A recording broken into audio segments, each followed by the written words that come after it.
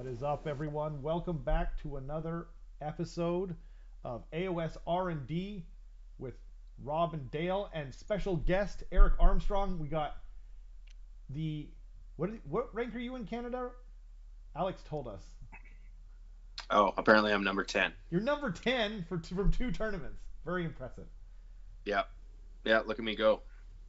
The kid is geez, I've got K-pop on here. There we go. Whoops. I think I've Um, actually Like done one K-pop. tournament in Canada this year. All my tournaments have been in the US. Yes, Yeah. and Matthias is My, like the number one ranked Skaven player in the world, but he's not even ranked in Canada. Yeah, that's because yeah, uh, it's That been a yeah, rough year for tournaments in BC. It's been a it's weird true. one. Yeah, Um, there's none. That's what I'm saying. It's my time to shine when everyone's Yeah, like incapacitated or competing elsewhere. That's yeah, yeah. where. That's where. home turf advantage. Yeah. So tonight we're talking Slaves to Darkness. Like I would say STD in private, but a little less And my official. camera's not working, so I am Oh, not gracing you with my yeah. my presence. Yes, your camera's not working. Uh, I guess there's a little like disclaimer about tonight. The Slaves to Darkness book isn't officially out, but It is.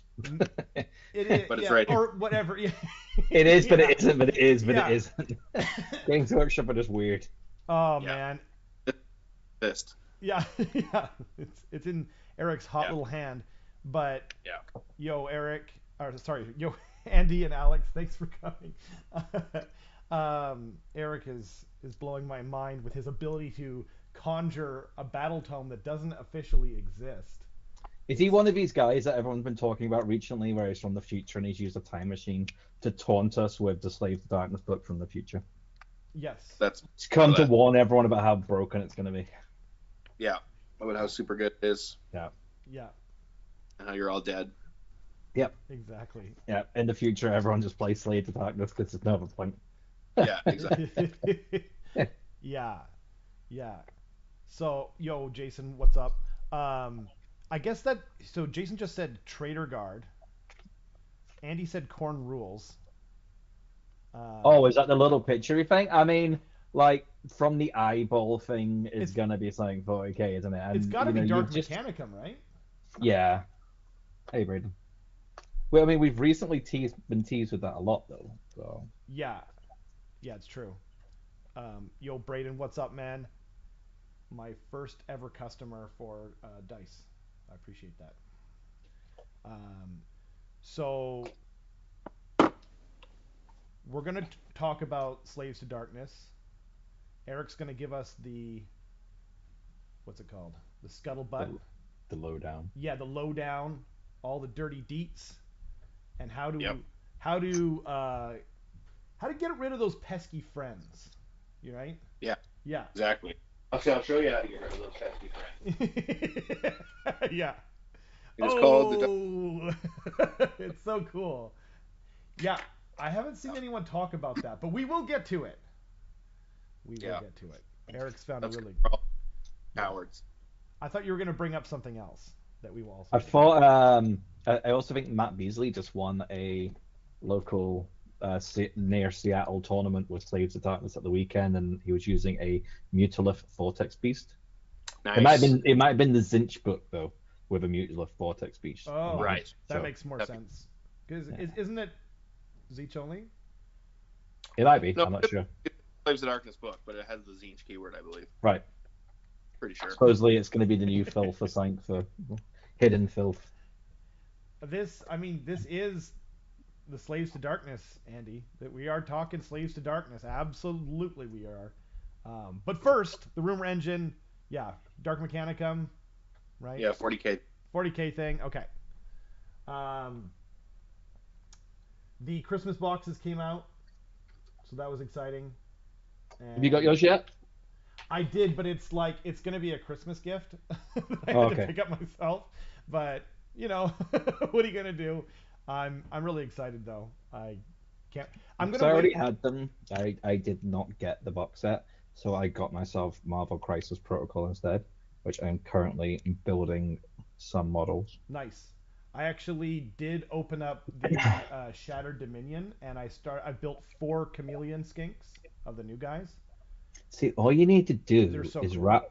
wrap the boxes under the tree and just take out the contents, Yeah, yeah. and no one will Just know. just put some bricks in there. Put some old GHBs from like Yeah, 2016, 2017, and yeah. yeah. No, no, no, No one or ever none actually know what's watches you open the box. Yeah.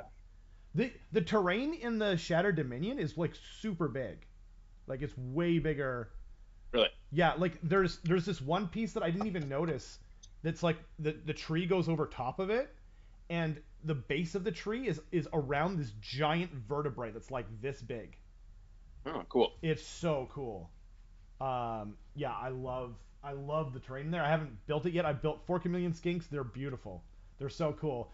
I have but one complaint though, is that the leader is on a 28.5 millimeter base and everyone else is on a 25. I'm just like, get yeah, but I out of mean that's here. the same with like a lot of the other ones. I It's mean, like stupid. Like, the just leave. K-Knight Shadow Stalkers, like the champions on, I think it's a 32, and then the rest of them on 28s. Ugh. I'm building Chaos Cultists right now, and they've got a 40 mil, a 32 mil, a Yeah, 28, and that's true. 420. And you're All like, all the all right, Warcry stuff is whack for bases, but yeah, it's all. yeah. I It, like the 28 mil base though. I like that size. I do too, except that it is over an inch, so it messes with a bunch That's of stuff. Yeah. So you'd have to put the guy on the end if you want to put them. I mean, that's assuming that you're taking more than five, and they come in fives and whatnot. yeah, But yeah, no, they're really beautiful models, and I'm actually excited. I might try them out in our game, Eric, if nice. I can get them built in time. But yeah, um, so uh, yeah, I hope everyone got the stuff that they were looking for. I heard that the Gits box sold out in an hour or something. Probably. Wow. So quite a lot of people. It was. I mean, Yeah, it was the only one if or it something. wasn't stuff I already had, it was a very good set. Totally. Yeah. I mean, Yeah. I have one Mangler kit that I painted obviously and played on the channel for the Path to Glory thing on Patreon, but I'm hoping that Manglers become Battle Line or something, and then it can just be like I can Or just just be have like cheaper. yeah, it'd be so much fun. So Yeah. I want to run an all Spiders army. I want to run an all Squigs army. I want to do it all. Maybe an all Trolls army at some point. I don't know, but And like bringing back AOS 1, where every single like yes, thing its own army. They're like, oh, this is a unit. That yeah, should be a whole. yeah, exactly. Yeah, yeah. This faction, this subsection, this like these 3 war scrolls should just be an army. Yeah. Yeah. I mean, I kind of like that though. Like, I actually think that they did it best in the Skaven book. You know, where it's just like if you have a Mulder hero, you can take 1 rat ogres and 1 giant rats for battle line, right? Yeah. And I don't think they're gonna make Mangler Squigs battle line just because the what do you call them? They already have 2 sources. They've got the squigs, and then they've got the what are they called? Bounders. Right. Yeah. So I don't see it happening. I hope I'm wrong Although though. Slaves to Darkness book, there's about maybe 50 battle line options in this book. That's I because bet. you've got like 25 or 30 different cultists, right? Yeah, but then it's also like different battle line ifs, and like it's Okay. almost every that isn't a hero is battle line. How many? Jeez. How many things in that book? Actually, this is here. Okay, well, we'll go on. Actually, I won't bring up the thing yet. But how many are battle line that are not Warcry warbands? Ooh, still a whole bunch. Like, Like chariots, yeah, warriors, marauders, and then Varangard, yeah, chosen, depending on factors. yeah. Um, That's a good amount already. I guess you can make ogroids maybe with Okay, the if you have it on. I think okay. So roughly, like take that's all in the book battle line what's more or less. what's It's that? like a monster. If it's not a monster or a leader, I think almost everything you can make battle line. Okay. I mean, manglers are monsters, but I don't know. Yep, 1 per Myrmidon. Yeah, Jason one. says Here we go. that's amazing. That's just so cool. Yeah, hopefully. Yeah, I mean, anyway, yeah. I that think the Gore Beast Chariot and the Spawn are like the only things that can never be battle line that are a monster. Hey, that are not That's a correct. leader. Yeah, Yeah, it's pretty. that's amazing actually.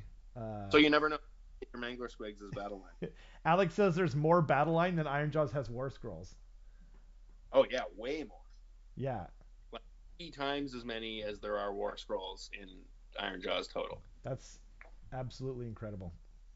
Yeah. That's not hard though. That's true. Nerd enthusiast says you're not wrong, but it's still impressive because it's more like battle line than You can't. That's not gonna work. yeah, But it's like the entire first half of the page is battle line. just as battle line all the way down. Yeah, just like straight battle line. That's It's pretty nuts. cool. That's pretty cool. I like it. Yep. Okay, so should we move on to the topic du jour? Yeah, I think we almost kind of did. Yes, that's fair. So I have had the privilege of playing against your Slaves to Darkness once, and I really like it so far. Um, wait, it was me, right? Yeah, yeah, yeah. What did you stomped my Seraphon, right? Yeah, I played your Seraphon with Archeon. Yeah. Okay, and it's so The cool. new slaves as well are really pretty. Oh my god. Like, Yeah. the model range is just like very Yeah, well. they look- The only thing that normally entices me in Chaos is the rats. But Slaves to Darkness though, like god, if I hadn't just started a new Gitz army like, what was it? Like 3 months ago, I'd be in so much look at this guy. That's the crazy. That's the Corvus Cabal guy. Unit champion for the Corvus Cabal. Oh, he's so cool. Awesome model. It's I, amazing. I love crows, so that's just so awesome. My favorite is the Tarantulos or whatever they're called. Right.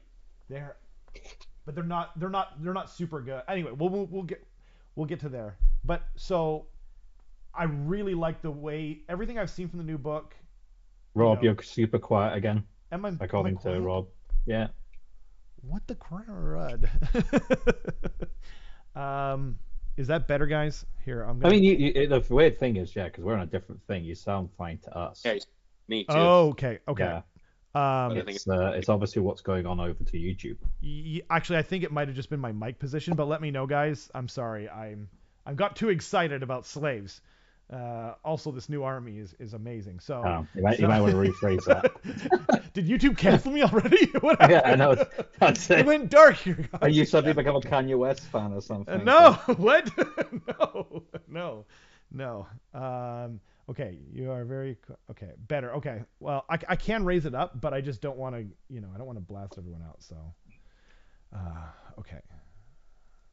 Let me. So actually, this is a good time. Like, I wanted to just say this: the new book is awesome, but I wanted to get your kind of orbital view, Eric. Like your overall thoughts, I guess. Yeah, I mean, I think it's a really versatile book. I think there's like a million ways you can build it, and I think it's a good, strong melee army. I think it struggles at power projection a little bit, with no shooting and not a lot of ranged magic outside of the Demon Rift. Yep. And so I think that's kind of a drawback, but it's got, good staying power, good hitting power. You get a fair number of models for an army, so it's not super elite, but it's I guess you could play it elite. Yeah, you could for sure. But not quite Stormcast level, like it's not like like you're probably not getting away with like a 30 model army. Oh, okay. It's probably higher than that. Interesting.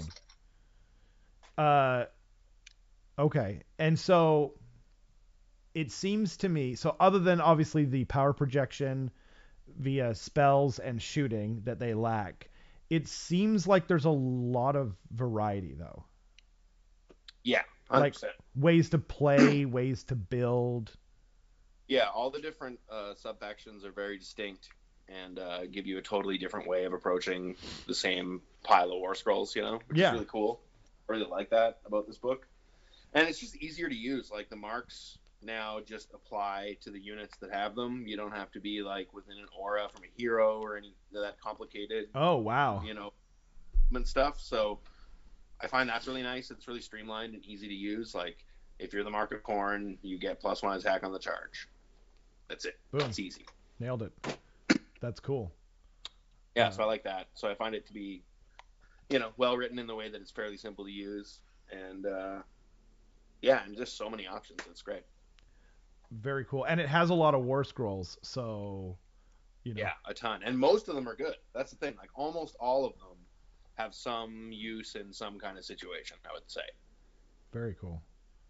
Okay. There's a few, but not very many. Like most of them are really good. That's awesome. Okay, so why don't we just move right on to battle traits? Hey, what's up, Danny? Thanks for joining us. So it starts off with, at least from what I can tell, and yes, Eric managed to perform some sorcery and not have anything upside down. There's no glares on the screen. So you know that there's no leaks coming from this channel, GW. Okay, so send us, put us on that, hook us up. Okay, so the first thing it seems like for their battle traits is just the mark system, right? Yeah, that's the main thing, really, is you get an ability corresponding to your Mark of Chaos. Right. So other than the cultists, I think, can everything be given any of the marks? Yeah, if it has the Mark of Chaos keyword, then you can pick one. Uh-huh. And then some of the units have just Corn or Zinch or, like the Gaunt Summoner just had Zinch. Oh, that makes sense. That kind of thing. So Yeah. there's some that are already Alex set. asked in the chat, what is your favorite war scroll in the new book? Oh. Ooh, my favorite war scroll. Probably Chosen. Although I'm really liking Ogroid Therodons. Yeah. Also. Yeah. So they're so cool. I didn't like them, but really coming around on them now. And but I'm gonna Chosen do it all. Chosen are cool, and the models rule. Andy says blurred and side shots are the best, and it's true. Eric and I believe him with 100% sincerity. Chaos Knights are really cool models, and yeah, I was gonna actually ask. So the Ogroid Therodons are the cool new models influencing you at all? You think about your favorite war scroll? No, because I think the Chosen are actually cooler. Okay. In terms of models, but I really like the Ogroids. I don't know. I think they're good. I like the models. I managed to get a game in with my Lumineth against Braden the other day, and he had two units of Chosen, and he can slap hard. Oh they man, really can. Yeah. Yeah, they're really good. Especially when they get the attack at the end of the battle round again or something. Yeah, they can fight twice. Yeah. Like once you start stacking buffs on them, it's crazy. Yeah. Yeah, they hit like a truck. Yeah, I think they're my winner. They're my favorite new unit. I think it's also because they've been so bad for so long that like them finally being good is like cool. I'm excited about it. And they're pretty durable as well, aren't they? Like 3 wounds, 3 up save. Yeah. Yeah. And you roll the gods, so you could get a 6-up ward, or you probably have them with a sorcerer lord to give them a 6-up ward. So they usually have a 6-up ward going too. So they're pretty good. And then, did they get new models as well? The Chosen, yeah. Okay. They were the ones in the box? Yeah, you got 10 Chosen. Yeah. Droids and the new Demon Prince. Okay. Which is an amazing kit also, by the way. The new Demon really Prince good. is insanely beautiful. Yeah. There's so many different options, and all of them are cool. And like, I don't know, like it looks all right in the pictures, but when I saw it in person, I thought it looked even cooler. I really thought it was awesome. I feel like that's usually the case, right? Yeah, it often is. They take pictures from weird angles sometimes. They do, yeah.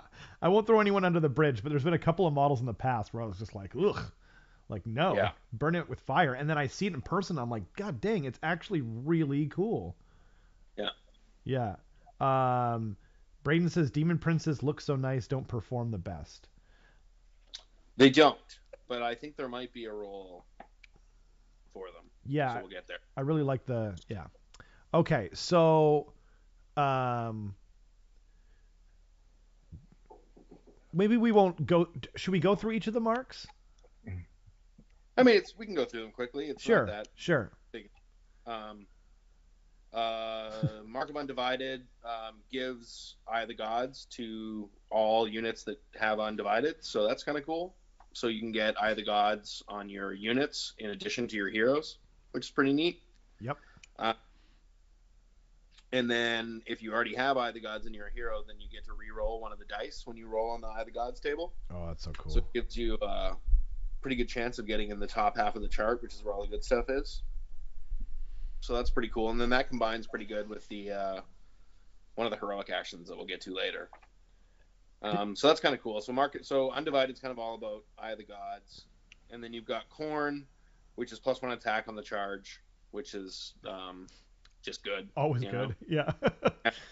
That's just always good, especially something like Ogre at Therodons with big like Ren 2-3 damage weapons. +1 attack's kind of a deal.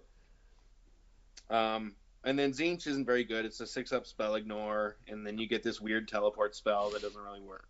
So I don't know. I don't see how you make Tzeentch work. Maybe someone will figure it out, but I don't get it. If you want to play Tzeentch, just play Tzeentch, I guess is what they're trying to tell you. Weird. If somebody has an idea of how to make Tzeentch work, comment below. Yeah, let us know. Yeah, like and subscribe. Yeah, don't forget that too.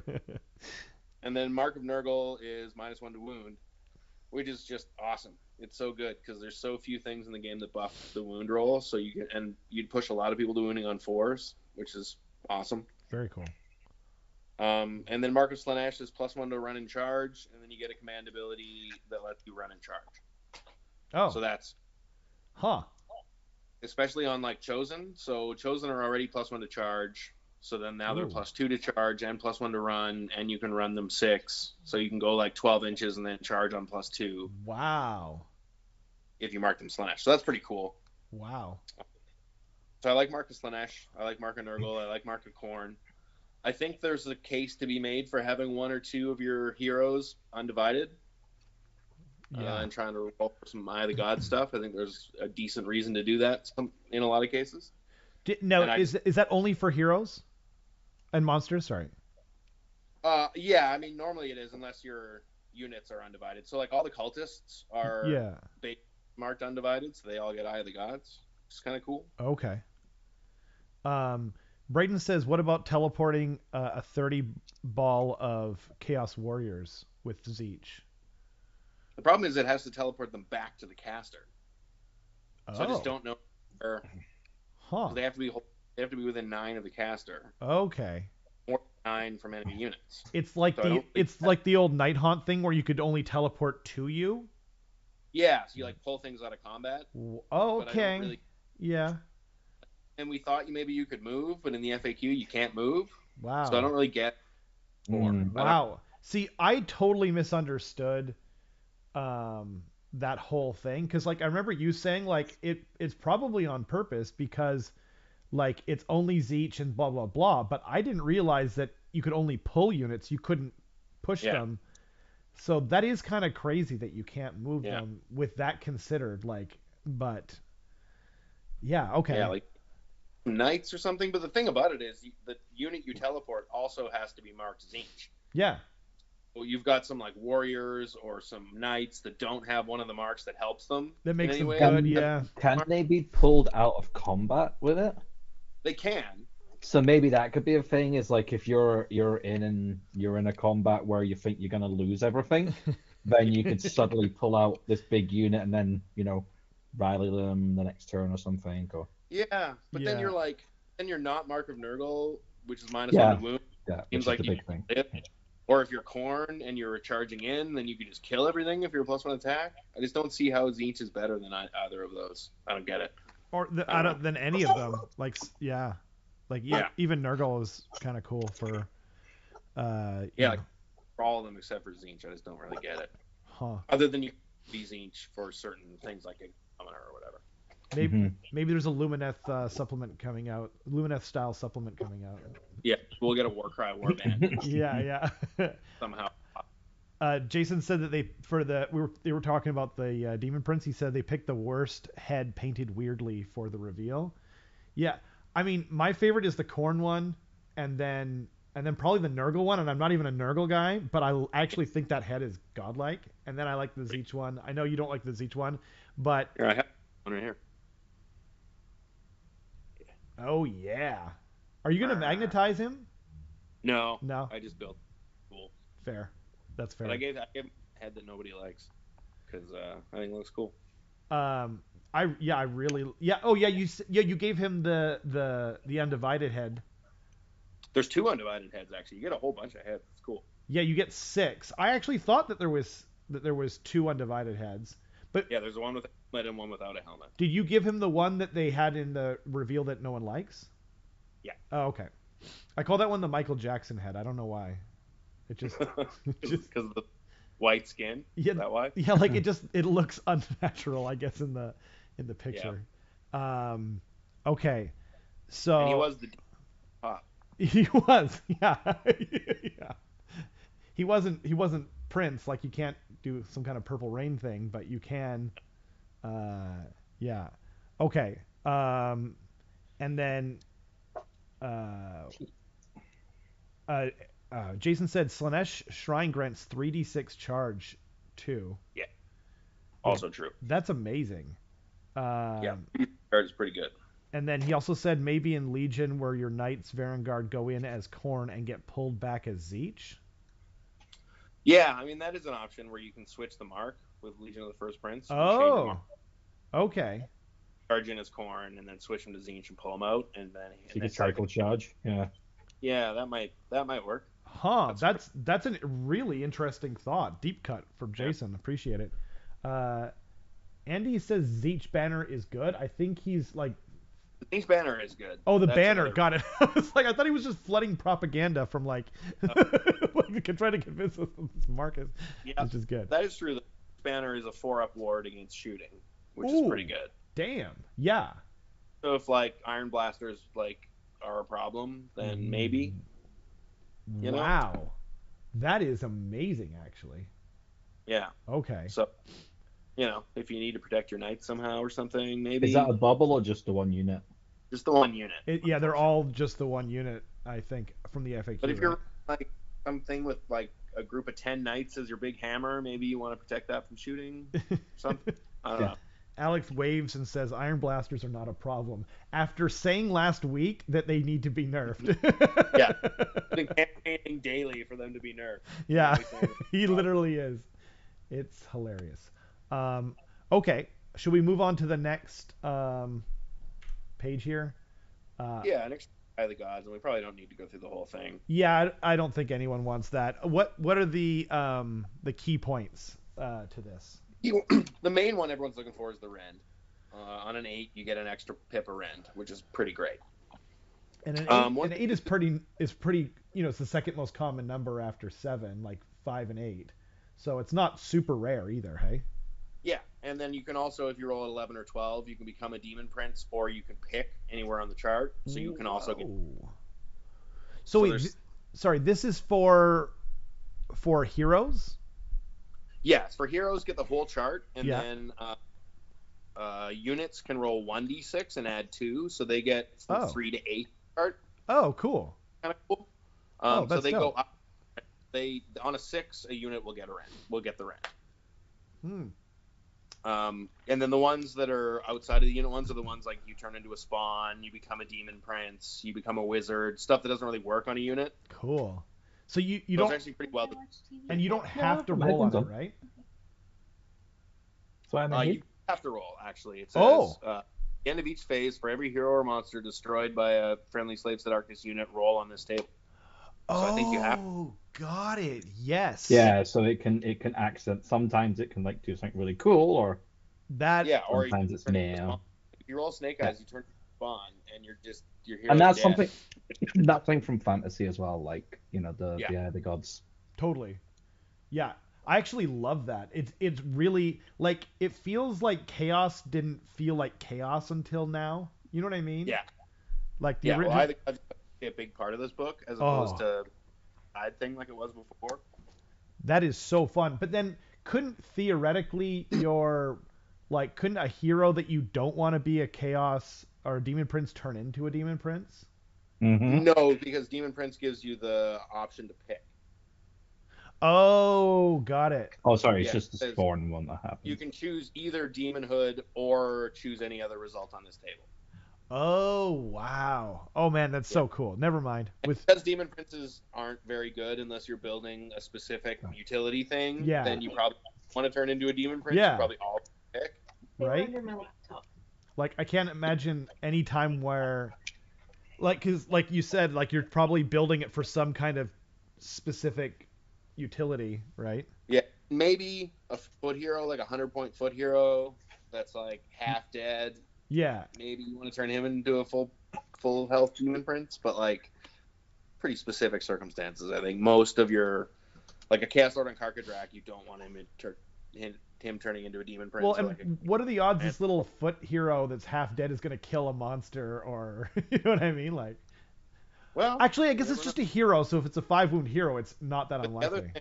thing is if you also get to roll on Eye of the Gods if you take an objective that was held by the enemy previously. Wow. So it's not just killing heroes and monsters. You can just step on an objective that your opponent controlled before, and then you get Eye of the Gods, which is pretty cool. Wow. Okay. That's pretty cool. And then there's a command trait. There's a whole bunch of ways to access Eye of the Gods. There's a command trait that gives you a free roll. There's a spell that gives you a roll. Dang. There's a Honestly, whole bunch of ways. that just looks super fun. Did they give you, by the way, did they give you tokens for your marks or your Eye of the Gods? They give you tokens. I haven't really looked at what's on them. They're I'm just two-sided, curious. a bunch of them. Cool. Because in the war, because you get the War Scroll cards and Yeah. the tokens come with that. I think have some of that stuff. Okay. I them though. That's actually really cool. Yeah, but in that set you get War Scroll cards that have tokens. Okay. Sweet. Okay. I guess we can move on to this next section. I guess it's explaining the different sub. Yeah, it tells you you get a sub-faction and it lists them, but the important part is these heroic actions. So you get 2 heroic actions that you can perform on your turn. Yeah. Pledge to the Dark Gods, which lets you roll 3d6 on the Eye of the Gods and pick 2. Oh my god. So if you're undivided, you can roll 3 dice, re-roll one of them, and then pick any 2, and then that's your. You have a pretty good chance of getting like the Rend or the becoming a wizard or whatever. You almost have a pretty good shot at getting that. Wow. If you do, so if you know you're going to roll on Eye of the Gods, like you just have to walk onto an objective, you could take this heroic action, Yeah. and then you go there, you get to roll the extra dice. It's pretty cool. And I guess if you're desperate, you could turn into a demon prince and just use the extra movement provided. Yeah, they fly, whatever. Like there are reasons you could do it. It's just situational. Wow. Whereas the other one, which is draw on power, which is pick a Slaves to Darkness wizard and roll 3d6 instead of 2d6 when you cast a spell. Yeah. And it's not 3d6 drop the lowest. It's just 3d6. Just 3d6. Yeah. Pretty good. You do this You in can our roll battle like report. Yeah, like you're rolling 10 most of the time. But the drawback is if any 2 of the dice are a 1, you miscast, and take d6 mortal wounds instead of d3. That's so cool. Yeah, so it's pretty gnarly if it doesn't go off. But it's pretty good. If you got to get that spell out, even if you're facing, Lord Croak or somebody with +3, Yeah. 3d6, you might be pushing some of your magic through, which is pretty cool. And it's also all the casts from that wizard. It's not just one. So once you pick this, then if they cast 3 spells, then you get out on all 3. Wow. Nice. That's Which so is cool. And the other cool thing is Eye of the Gods also stacks. So if you keep rolling a 9 Arcane Awakening, you can become like a level 10 wizard, which is pretty awesome. Dang. And then you could cast all 10 of those spells on 3d6. What? Yeah. Pretty cool. That's insane. Yeah. And I guess the sort of drawback is that you have to, because it's a heroic action, you have to pick one of these anyway. Yeah, it So- eats up your heroic, but I can't roll a 4 up to get that command point to save my life anyway. So Exactly. Yeah. I never get it ever. So And you really want to be able to cast your spells in slaves anyway, yeah, like using this most of the time on my turn. right? And then if you've got Master of Magic, you're 3d6 re-rolling one of them. Yeah. So on the off chance that you get that 1 in 216 roll of triple ones, you're just like, oh, okay, I got you. Yeah. Oh, I did that in my first game with the Demon Rift. Yeah. On the first turn, I miscast and then re-rolled it and then miscast again and took the D6 mortal wounds and took 6 mortal wounds and died. Oh, jeez. The very first time I tried to use the Demon Rift, and my guy just killed himself completely. I mean, I would feel bad, except for the first like 6 games I used my Grey Seer on foot. He rolled a 13 in every game, and he just used to just blow up. Instant death. Yeah, it wasn't like roll at a dice now. Wow. That's still super fun. I love it. It's thematic. It's so awesome. Like honestly, like so far this book is literally just hitting on every cylinder. Yep. About to drop off sharply here. Oh, okay. Speaking of which. Yeah, as we get to command traits and artifacts, it's a little thin. Oh man. Okay. Well, walk us through are there any good command traits? I think there's basically one. There's Idolater. So Idolater Lord, the general becomes a priest. Ooh. That's amazing. Yeah, that's amazing. Right? Like there's no prayers in this book, so you just get one of the generic ones, but like it's more about being able to get rid of other people's prayers in my opinion. And endless prayers or whatever they're called. Yeah. Games Workshop, please stop giving everyone priests as a Daughter of Cain player. Yeah, as a exactly. Gloomspite Gits player, please make sure I get someone that's a priest. Yeah. Exactly. They're so good. And then in addition to that, you can give all of your cultist units the same mark as your general. Okay. So instead of having to be undivided, they can be corn, for example. Cool. Wow. Which is pretty neat. So that's the one I think is pretty good. Is you become a priest and you get to have all your cultists be your mark. So I think if you're taking cultists, then you probably take this. If you're not, then I think you're taking Master of Magic because it's just better. It's true, but like the main reason I ask is not for that. It's for when they inevitably get rid of Master of Magic, because like I feel like it's a matter of time. Yeah. I mean, there are some ones like there's a Demon Prince one where you get 2 extra wounds and become a monster. That's pretty neat. Oh, that's one for who? It's for Demon Princes only. Oh. So and then there's a faction that gives you plus wounds if you're a monster as well. Yeah, so you can get +4 wounds on a Demon Prince, and then if you're a monster, then you can roar, so it helps as utility, so you can kind of be a utility in 3 ways instead of just 2. Wow. Which is cool. Okay. So that one's our. But yeah, the rest is that Radiance of Dark Glory? Sorry. Which one is that? The one that gives him the. Bolstered by Chaos is the Demon Prince one. Oh, okay. Add to. Oh, I see it. Oh, and it's a monster. Got it. There was something else about a monster, but it's a little fuzzy on my screen. Right. Okay. Very cool. The other one I like is Favorite of the Pantheon, just as a fun thing, because you get to roll on Eye of the Gods when you deploy. Ooh. So, that's cool.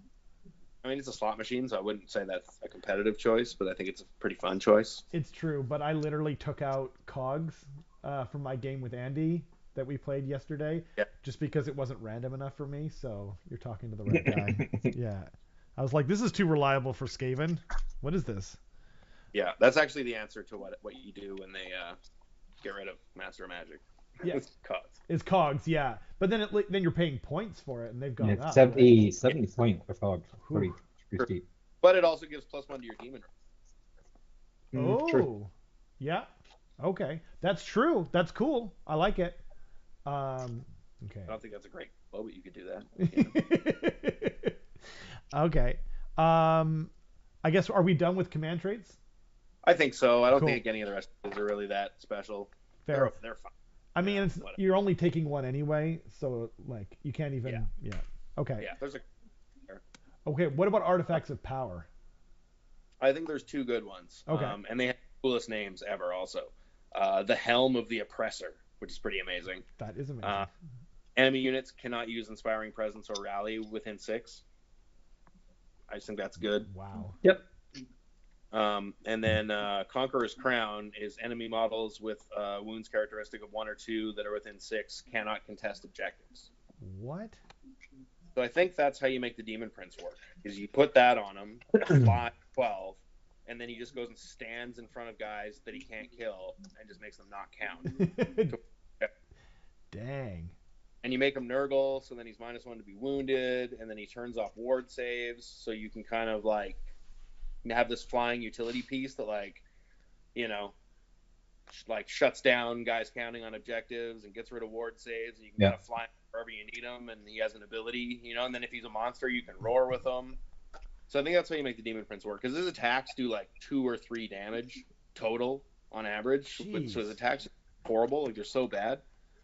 But I think that's how you make the Demon Prince work, is you make him fly around and do some kind of utility stuff. So you give him one of these utility things, like turning off Inspiring Presence or making guys not count, and then you make him Nurgle, so he has a heroic action to turn off ward saves, and then he just sort of flies around. And you know, honestly, like I one of my favorite things in this entire book is just turning off ward saves. I know it doesn't always apply, but against certain armies like Nighthaunt, my God, that's so strong. The only problem I have is, like, even if I just wish, and I know Jason's going to agree with this, even if they made him more points, that a Demon Prince is a Demon Prince. He should be terrifying. Like, I agree. All of them should be hitty, even the Titsnitch one. Yeah. He should just be going around slapping.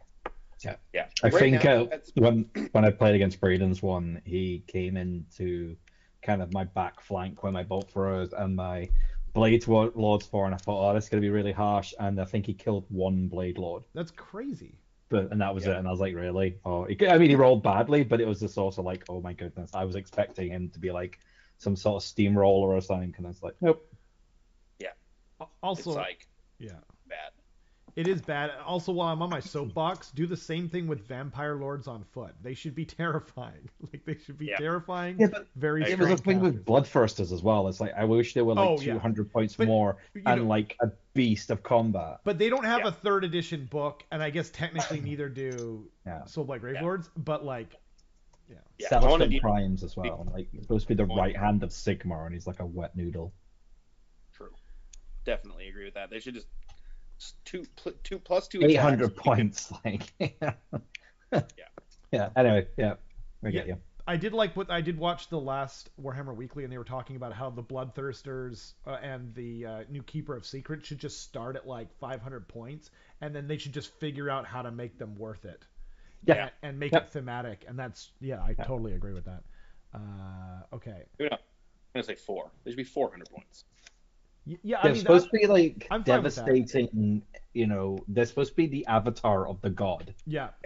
You shouldn't be seeing 4 of them running around the table. You should be seeing like 1 or 2. 2 max. Maybe even different one. Yeah.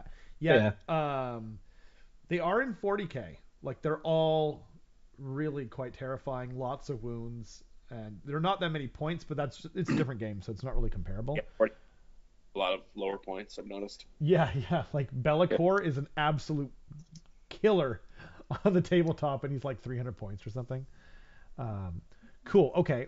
So, Chaos Infernal Treasures. So this is only. So I guess this is also artifacts, right? Yeah, that's artifacts. I mean, those are the Demon Prince only ones. There's some okay ones. Always Strike First. Always Strike First would be good if they were actually slappy, but they're not. Yeah, but they don't do anything. So it's like, that's fine. Kind of a wet fart sound, and then that's it. Yeah. Okay. The Spell Lore, though. Well, I think the Spell Lore has like 1 good spell. Dang it. 2 maybe. Not that good. There's lots of good War Scroll spells, but the lore itself is not. Okay. Yeah, there's good magic in this book. It's just not a lot of it's in the lore. There's Binding Damnation, which is fight last. Pick a unit and it fights last, but it's range 12. Ugh. Yeah. So, to me, that's too hard to use. And it's casting value 7. What if you take the Zeech Demon Prince, and then give him the 3d6? So he's mobile. You know what I mean? Yeah.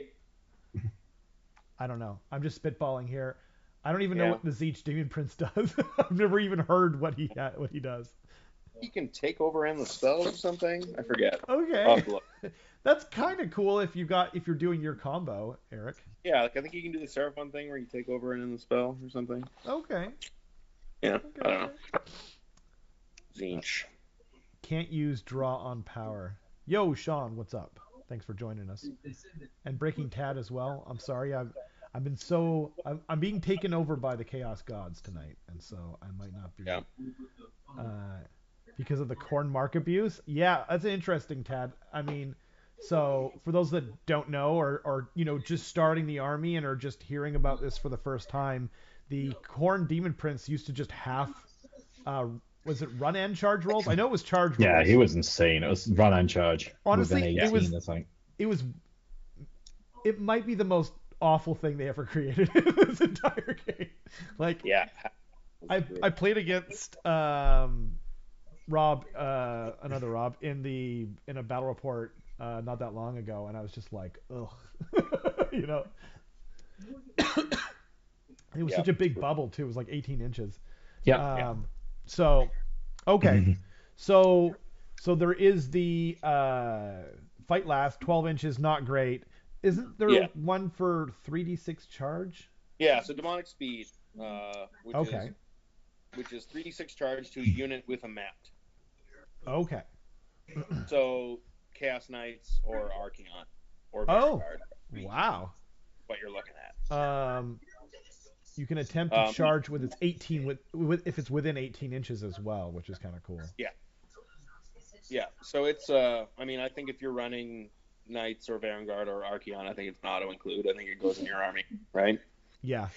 Yeah, I think if you're choosing a spell, you're picking that at least once. Yeah. And yeah, the only time I wouldn't take it is if I didn't have anything with a map, which I have some lists like that, but different. So it's not in those lists, but in every other list. And does Archeon know all the spells? No, Archeon just gets one spell, and he has no War Scroll spell still. Huh. So he's still a double caster, and so that's an interesting choice. Yeah, it's kind of weird, but it is weird. What if you give him the fight last one because it's like? Yeah, that's probably what you do, I think. Huh. Okay. Unless you want to have him give himself the speed, so he can always have it and doesn't have to have a wizard following him around. So maybe he gives himself demonic speed, maybe. Okay. Yeah. I mean, yeah. And there's other spells, but I don't know. I don't think the other spells are all that great. Yeah, that's fair. No, what do you call it? Like horde killing spells? Not in the lore. There is a really good horde killing spell on the Sorcerer Lord on Magic. Wow. Okay. So I think that's where you get your horde killing spell from. It feels like they always want to put at least one of them in there, so that's interesting that they didn't. Okay. So moving on to the ensorcelled banners. These are awesome. These are so good. Yeah. Yeah, the best thing in the book, I think. I think they're the most thematic and cool thing in the book for sure. Yeah. And the first kind of thing of this we've had for unit champions in AOS. Yeah. Yeah. Yeah. It's pretty cool. So you get a free one, which is awesome. So every army gets one. And then if you're a host of the Everchosen, you get a second one for free, which is pretty cool. And then you can buy them as an enhancement as well. So you can take, Warlord or Garage and. So in a perfect world, you have 3, or like in yeah, I have a list that I wrote a list that had 3. I don't think it's very good, but you could get to 3, and there's 3 good ones for sure. Okay. And so, what are the qualifications for putting a banner on a unit? It has to be chosen Chaos Warriors or Chaos Knights. Okay, those 3 things. Yeah, and it goes on the standard bearer from that unit. Cool. That makes sense. Very thematic. Yeah, so his standard is the ensorcelled banner, which is pretty cool. Pretty like old school fantasy. I like it. Absolutely. And they're all basically marked. So there's one for each mark. There's one that can be used by anybody, and then there's an undivided one, a corn one, a Zinch one, an Erdl one, and a Slanesh one. Okay. So that's kind of cool. The one that anyone can take is while this model is on the battlefield, subtract 1 from chanting rolls for prayers chanted by priests that do not have the chaos keyword. And is that anywhere table wide? Yeah. That's really good. Yeah, I mean the only thing is that does not have the chaos keyword, so it's not hitting Skaven, It's not hitting the plague priest. Oh, I suppose, yeah. right? So that's Yeah. that's the thing that makes it suck to me, is that it's not just Slaves to Darkness, it's chaos, so it's anti-priest and all of chaos gets out of it. It's not hitting Skaven. It's not hitting Khorne. Yeah. Those are a couple of the big priests, right? Like it would hit. In a mirror match, it won't work. It'll hit Seraphon. Daughters, Yeah. Daughters. Yeah. Fire Slayers. Yeah. Fire Slayers. But then, like, banners yeah, together. if you're taking something for a banner where you only might affect 1 in 5 armies at a tournament, or Yeah. yeah. You're just probably. Yeah, this is the like. Huh. I can't beat my buddy's army, and I gotta make something. Yeah. Yeah. Right? Yeah. Like that. Yeah, like if you know you're going to be playing like Doors of Cain, then yeah, it's a great banner. Yeah. But if you know you're just going for a 5-game tournament, Yeah. then especially in our current scene where it's like, in BC there's a lot of destruction armies. There's not that many priests kicking around. It's really not. No. But I feel like, I mean, it still has value, but it's not your number one pick. It's just better Yeah. ones. Yeah, it's fine. It's not bad. It's just Yeah. like the other. Okay. So the Dread banner is kind of cool. It's an undivided unit. Each time you roll on the Eye of the Gods, you roll 2 dice instead of 1, and then pick 1. That's kind of cool. I mean, I don't think it's great, but like 10 undivided chosen, that could be fun. Yeah. Stacking Yeah. buffs on them. Wow. Yeah, I like that a lot. And okay, yeah, and then the Khorne banner is add 1 to wound rolls. Ooh. Yeah, just always. Not even on the charge, just all the time. +1 to Ooh. wound. It's so good. It's so good. Yeah. So any of those units that you can put it on makes them wound on 2 all the time. Whoa. And you said with the marker Khorne, it's +1 attack on the charge? Yeah. Yeah, it's a +1 attack with +1 to wound.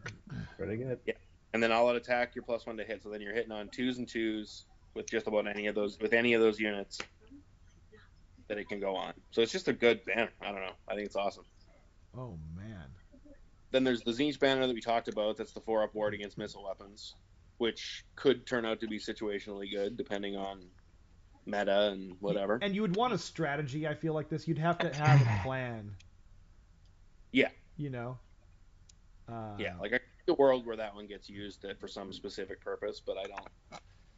I don't think it's going to be in very many lists. Well, but like the thing about this one though too is like you could put it on like whatever. It doesn't matter. Like a unit of horses or something like that, right? And then you charge into something you don't want to take Overwatch from, like a warp lightning cannon or whatever. Well, this is for when you're like going to a tournament with Matthias and you want to run knights directly at warp lightning cannons. Yeah. Then that's how you... Exactly, with Thankful nearby. So yeah, exactly. So you can't unleash hell from 2 of them. I mean, but like yeah, there's a lot to that. Like you could, you know what I mean? I feel like it's there's a lot of utility there, but it's not the best for sure, but yeah, like this just doesn't help you every turn, whereas +1 to wound helps you like every turn. Every turn, yeah. Yeah. Unless they get shot off, and then you're like, dang it, they got shot off. Okay, and then eroding icon. It's worse than the Ren characteristic of melee weapons that attack this unit. It got changed. This book's a misprint apparently, the English version. Yeah. So it'd be a bubble of -1 or worse than the Rend, but Yeah. now it's just melee weapons that target the unit with the banner. Oh, okay. And this does feel like a misprint just because all the other ones are. Yeah, like it just seems like an early playtest thing that got weeded out. Yeah, exactly. Is this the best but one? it's amazing. What's that? Is this the best one? Yeah, this one, the Khorne one, and the Slanesh one, I think are in some combination of those 3 are in every list. I think. Okay, yeah. If you're taking warriors, I think you take this because you take it because it's Nurgle only, so you're -1 to wound and worse than the Ren by 1. So like, Yeah. Yeah. You put big tanky unit. yeah.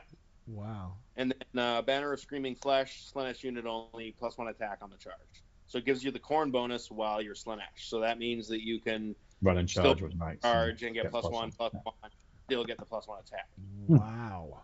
I like that on like 10 chosen, right? So you have 10 chosen, they can move 12, charge up plus Oh. 2, they'll get the +1 attack when they get there. Oh, that's so cool. And like you're gonna want a variety, you're right?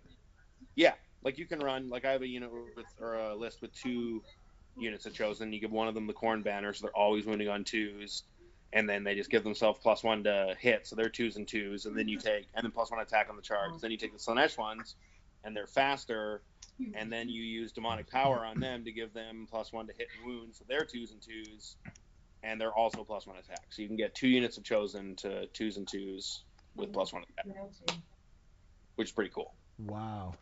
if you take those 2 banners together. That's cool. Okay, I just want to point out 2 things, or two of them. Like, have you read the flavor text on these? They're amazing.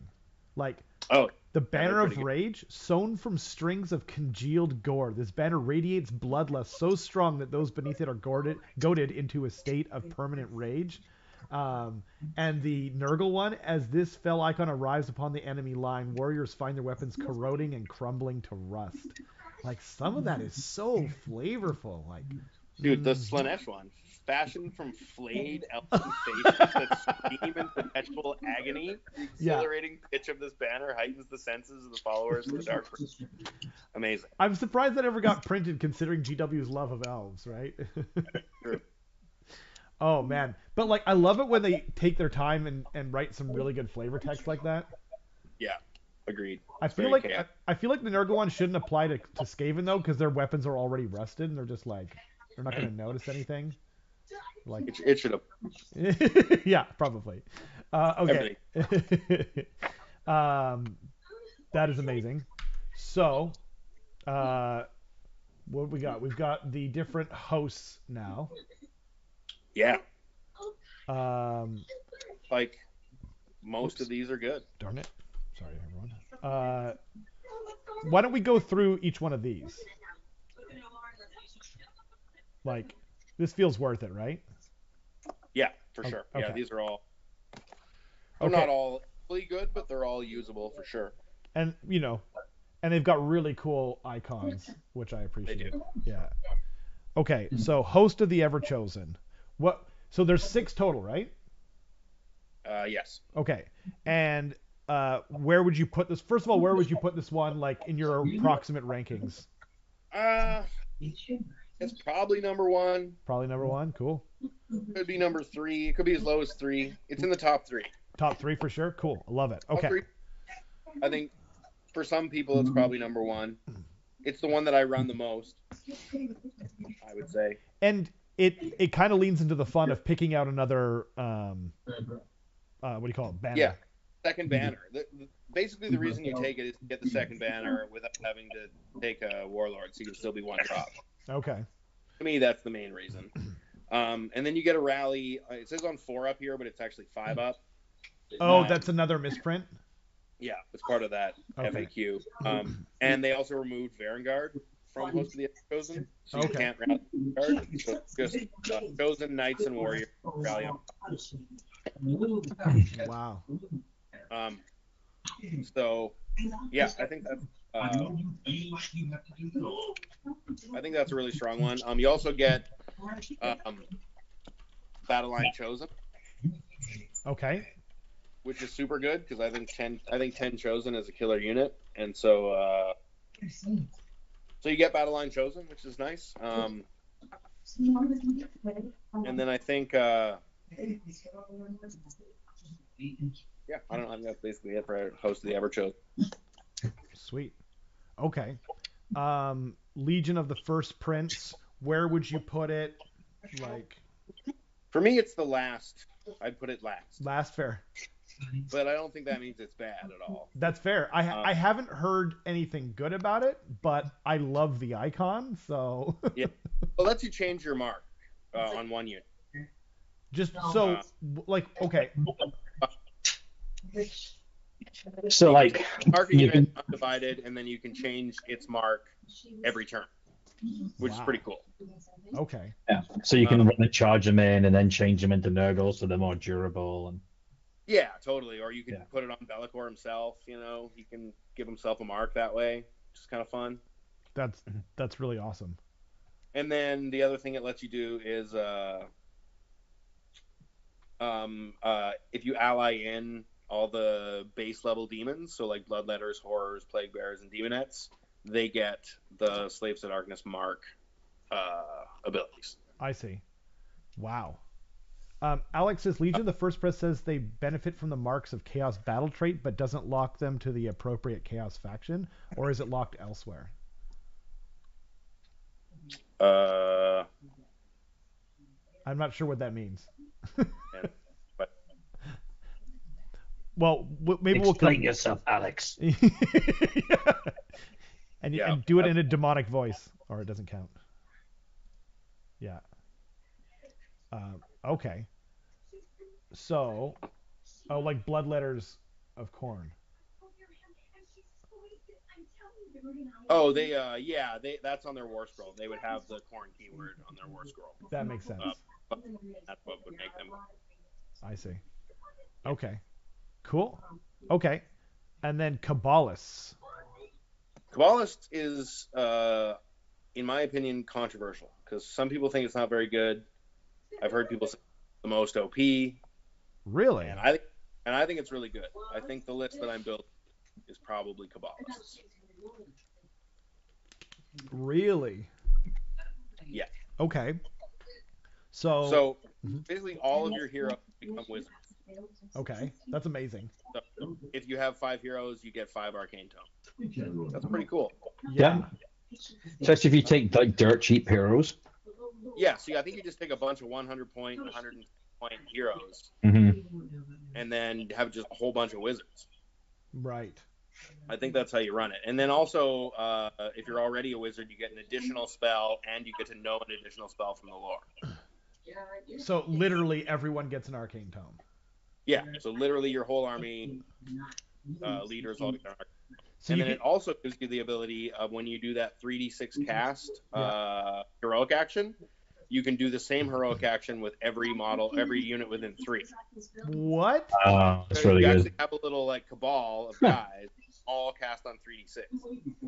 Yo. So that's how my end the spell list works. They just throw a Demon Rift and Realm Scourge Rupture and Burning Head all on 3d6, and it's pretty hard to deny. Whoa. And one of them Master Magic, and then so that's why I think you make it work. That is wild. Yeah. Why Burning Head? Burning Head because it's 20 points and it gives you +1 to the Demon Rift. Oh, because of your yeah. That makes sense. Yeah, it's just the cheapest spell that gives you an extra bump on your Demon Rift. So you do the Realm Scourge Rupture to kind of pin somebody in, and it's really big and wide, so it takes up a lot of area.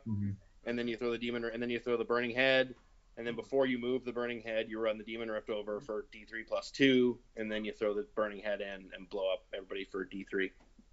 Dang. So you go D3 from the Rupture, D3 +2 from the Demon Rift, and then D3 to everybody from the Burning Head. Wow. Kind of the combo. You and your D3 mortal wounds. Like What's Seraphon. I said you and your D3 mortal wounds. It's like the Seraphon all over again. That's why he likes it. Jason says, Raw, this lets wizards without Eye of the Gods use draw on power. Oh, yeah. So, if you're like a Dark Oath somebody or other and you don't have Eye of the Gods, but you're in Kabbalists, you become a wizard, and I think you would still get to use that heroic action, even though you normally wouldn't be able to. Wow. Which is kind of cool. And then the other thing... There's more? Oh, yeah. So the other thing is you can use the Chaos Lord on foot. Yeah. Can 3+ can shrug wounds onto Chaos Warriors. Oh, wow. So even if you miscast and take the D6 mortals, he can shrug those onto Chaos Warriors. Wow. He wouldn't get to cast again, but he still is saving his own butt. Yeah, but he won't die. Unreal. And you can also keep him alive for, heroic actions or whatever. Yeah, being all that kind of stuff. It's just good, Oh, that's amazing. I think about... I definitely get why they're saying it's so good. Like, I get the argument.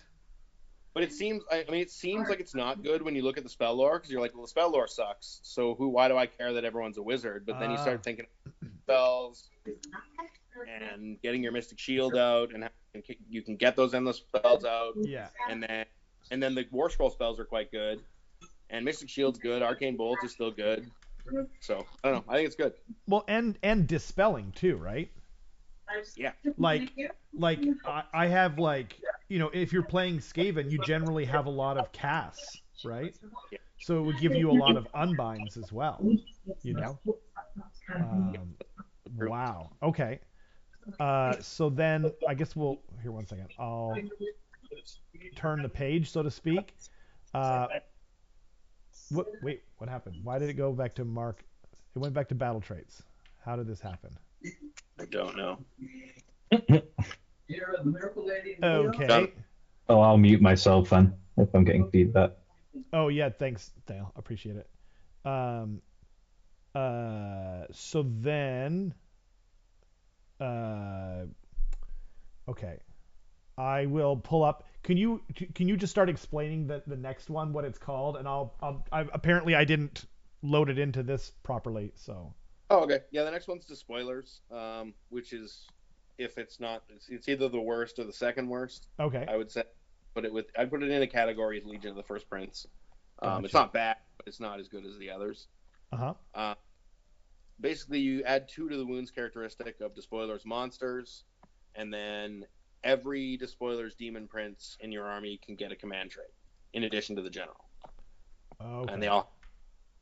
So, like, if you're running a bunch of Demon Princes, I guess, I don't know. I don't see I barely see a reason to run one.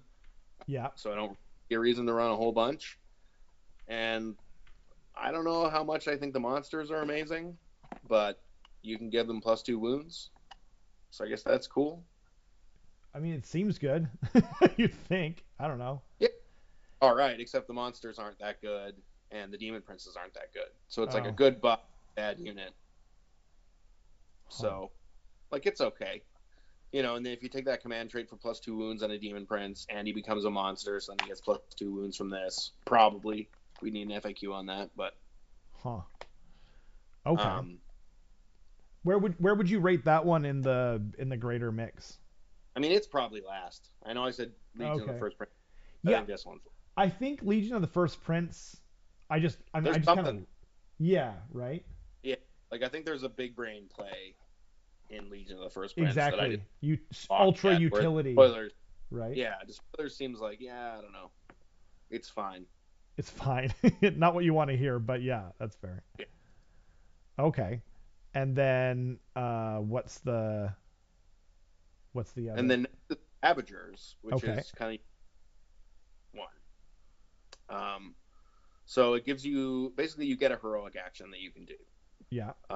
That's Rally the Tribes. So pick one Chaos Marauder Horseman, Cultist, or Dark Oath unit that has been destroyed, and you get a replacement unit at half strength that you can put wholly within 12 of a hero, 9 away. Okay. So that's awesome. So if you take, an all cultist army, because there's like 15 different war scrolls of cultists.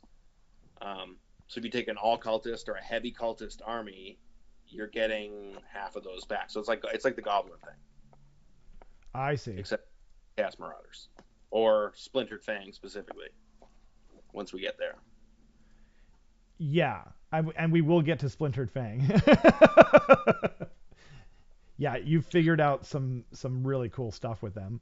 But it's also cool just for like your chaff, right? Like you have a unit of 10 chaff, somebody kills them, and you bring them back at 5, and then they're just almost as effective at 5 at being chaff. So you basically double all your chaff. Yeah. Yeah. Which in this is really important, the way that you use your chaff, because it's a lot of big hammers that can be vulnerable until they get into combat. So I think having chaff screens is super important in this army. Agreed, for sure. And so getting all of them back, and it doesn't cost you anything. It could just cost you a heroic action, and because it's a heroic action, you can do it in your opponent's turn. Dang. Right. Ooh. This seems. What would you say? This is another contender for top 3? Yeah, this is one of the top 3, I think. Well, yeah. Geez, I don't know. The top 4 are all pretty good. If you get them back too, then like late game stuff with like Galatian veterans and Yeah. right? Yeah, because that's the other thing is they're all cultist stuff are all battle line. So anything that needs battle line, Yeah. you count as, and then yeah, I don't know. I And I just think mean, it's really good. future, like right now we're talking about, like I said, Galatian veterans, but like traditionally speaking, or battle line rather are an important role. They usually have some kind of role for scoring. There'll be Um, like a battle line score only or yeah, something, yeah, or like we've had those in the past. Hey, so yeah, that's a yeah, good and one. good with Archeon because Archeon's so many points and you don't get that much with them that if you're getting 50% back on all your units, Ooh, yeah, yeah, it suddenly starts providing value in an Archeon list. So I what? think Ravagers is a new home for Archeon. Right, huh? Man, it feels like with that banner that they really should be something like a bunch of warriors and that kind of thing, but Yeah, it is although what that it is, right? Like, the Dark Oath guys look like that. yeah, that's true. Uh, yeah, it doesn't really say anything about that in their little blurb. Okay. Yeah, top. Yeah, this one. I think for me, this one's number two, but I really just like the banners, I guess. Yeah, But if you're running little foot heroes too, you're not taking an extra artifact, right? So you could just get the extra banner that way. I don't know. yeah, Uh, yeah. If you don't care about drops, then it's easy to get a second banner for sure. exactly. Okay, and then Knights of the Empty Throne. I did get it up on the screen, by the way. It just took me. Sorry, guys. I realize my mistake now. Hopefully, it won't happen next time. But um, so Knights of the Empty Throne. This is a night one, I guess. Yeah, basically all of your mounted units can run charge. Okay. Really good. Yeah, especially if you're running a good amount of knights, right? Yeah, like I think if you run this, you run almost all cavalry, right? Like you run Varangard, you run knights, you run, Cool. some kind of mounted hero. Maybe you put a Chaos Lord on Manticore or a Chaos Sorcerer Lord on Manticore, or Fair. you know, Um, Chaos Lord track that kind of stuff. Jason says Archie can't use it, so you have to keep your support heroes safe. The Rally of the Tribes, yeah, that's true. Oh, okay, okay. Yeah, because he can't. He's not. He's locked to Host of the Everchosen, Oh, right. so he's not a Ravager's hero to be able to do Good catch. that ability. That's good. And the other thing to watch out for that is because you often want. I've noticed when I'm building Ravagers lists with Archeon, Yeah. is that you want to take just Archeon and a Chaos Sorcerer Lord and take all the rest units, but then that means you can't make them Khorne because you can't have a Khorne Wizard. Oh. Oh. Because you want Solidar Lord and then make your Splintered Fang Khorne so they get the +1 attack, right? Well, you shouldn't be able to have a corn wizard. Like, No, you can't have a Khorne Wizard. So then you need yeah, to take like Exalted Hero for like 105 points. fair. I I mean, think. you can have a corn wizard if you give them Arcane Tome. It's wrong. Yeah, it's just stupid. Yeah, it's just wrong. Yeah. Yeah. So I think actually the play there is to probably take the Chaos Lord because then he has the retinue where he can pass wounds on a 3-up, and that's how you keep him alive. That's I think cool. that's the play. Yeah. Yeah, I love it. Like if you just take like 10 Chaos Warriors and a Chaos Lord just as like your home base where you spawn all your shit from, I think that's probably a way to play it. I think that's a good call. On a personal note, I think the Kabbalists have the coolest icon. I know no one cares, but the book with the tentacles and the blood splattered out, like Yeah, I might choose them just for that. it looks a little bit like a butthole though. No. It's the cat butt army. Um, It looks a little bit. Yeah.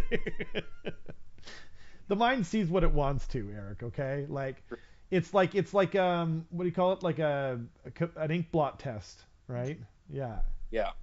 True. Zinch is testing me. Well, he knows. Yeah, he knows what you're all about. Fair enough. Yeah. Okay.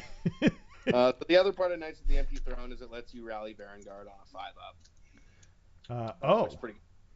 Oh yeah, that's really You cool. know, you probably take Varangard if you're taking Knights of the Empty Throne, so that makes sense. Yeah. And then there's a thing where you make the Varangard your general, but they like go out of their way to say that they're not a hero and you can't get a command trait and you can't have an artifact. So I don't really know why you would make one your general. That I is. guess because it's hard but like Oh man, that's so stupid. I guess I don't think you do that. I I think you can make think of one time.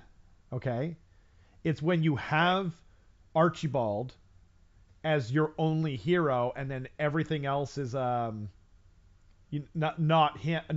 a leader, right? So then you get your command point, and then if he dies, then you're still getting it on a 2-up or whatever. Yeah. That's like the only thing I can literally think of. No, you won't get that because there's not a hero, so you don't get heroic actions. No, but I think it's if the model is chosen to be your general is still alive at the start of the battle round, you get one Oh, extra that's what you're saying. CP. Yeah, and then if he dies and it says, oh hey he died, now you can roll a 2-up with Archibald because I believe he counts as the general in addition. So you're getting a general, you're getting a point for a general being alive, and then you're still rolling on another one on a 2-up. This is, I mean, I'm grasping Yeah. at straws. Like I'm not saying Yeah. this I is a feel like you play. have an Yeah. to make. I do wish, you know what, if you could give, if they what they should have done instead of this is they should have just said like any command trait or artifact you take on this unit only applies to this model and not to the rest of the unit. Boom, Yeah. nailed it. Or they could have on the page that has the Demon Prince command traits. Yeah, There's an empty page where they could have made 3 Vanguard command traits that like work with a full unit, which would have been cool. that would have been awesome. Yeah. I would have enjoyed that. But Or they could have instead done it's what they did with like the a blank page. Pterodons and just make one of them like a little hero Varangard guy, and Right. that Yeah. would have been cool. But alas. They kind of have that furnace there, old Pinhead. Erasmus or no, that's not that. Eternus. Eternus, right? So Because he is eternal. he goes in the Be'lakor army, right? Yeah. Cool. Yeah, and he comes back to life on an 8. You roll 2d6, and if you get an 8. Oh, he's that big knight guy. He was pretty cool. Yeah. Yeah. I do Awesome. like Yeah. him. Eric says he has a small head, and then it's He does have a pinhead, but you know, Yeah, that means you can't target him quickly. Can't get a headshot. yeah. that's an advantage. He's just so buff, Eric. It just his head seems small. It's not actually small. It's just That's probably it. yeah. Probably it. I actually do like the model, but I can't unsee what you said. So this is Yeah. But I am the bringer of ruin, as it is. yeah, you're just embodying chaos so much. Yeah, exactly. Okay, so now we go on to grand strategies. Yep. Okay, what's the scoot here, Eric? I mean, I don't know. Grand strategies are weird. Yeah. I don't think any good for Slaves to Darkness. I don't think any of the ones in this book are good. I don't think any of the ones in the JHB are good. I don't really know. Yeah, you're not wrong. Maybe if you're taking Kabbalists with the endless spells, you try to go for Masters of the Dark Ritual, and that's end the battle with a Slaves to Darkness endless spell on the battlefield. Yeah. Yeah. Maybe that one. I mean, because it doesn't say you have to be in control of it, right?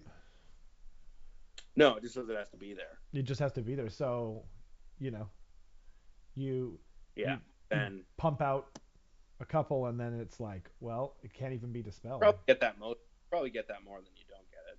right? I think so. That's more than I can say for most grand strategies. Like, Yeah. Most of the armies that I know of don't have a good grand strategy, right? Yeah. I mean, Dominating Presence is all right. Have a Slave unit in every table quarter. Like if you're running Ravagers with a bunch of cultists or something, Cool. you got a bunch. Maybe you run that one. You just put them in the center of the table, and then you've got one everywhere.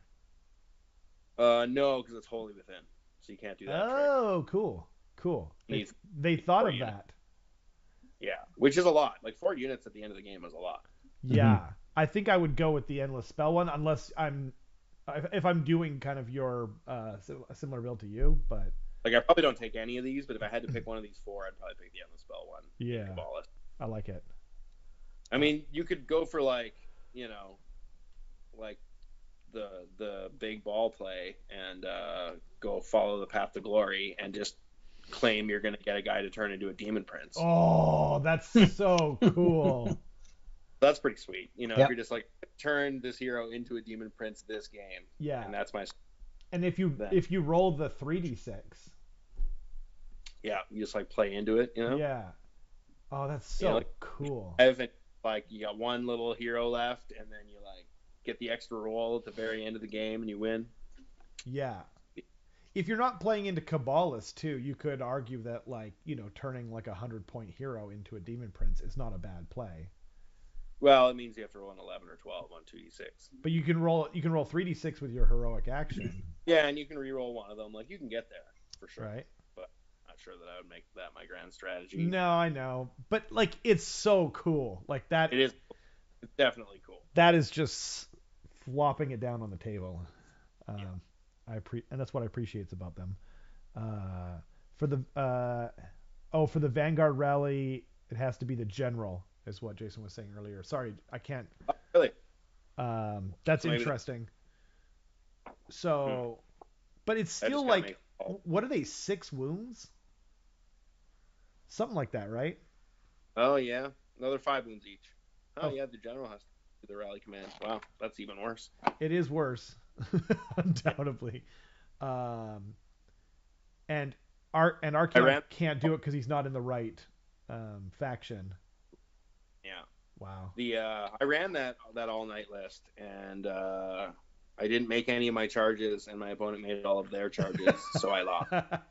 Was that Alex? It's kind of that. No, it was Hillary. Oh, He right. played Right. that was I deep should have where known. he went like 29 inches and then charged me. Right. Um, Um, but so that's why I think Knights of the Empty Throne's not that great because it's all on the charge, and if you're not getting your charge, then you just lose. it's thematic and And to me, cool, but that's yeah, that's too many eggs in a basket for me. that makes sense. Okay, battle tactics. There's some good ones here. Okay, good. That's the most important thing, Yeah, really. yeah, for sure. There's a whole bunch of good ones actually. Enthrall the Chaos is good. Pick an objective marker that's within 12 of enemy units. You complete this tactic if there are no enemy units within 12 at the end of the turn. Oh, wow. That's kind of cool. So you could literally just have like a unit of like one clan rat left, and you're just like, oh, here we go.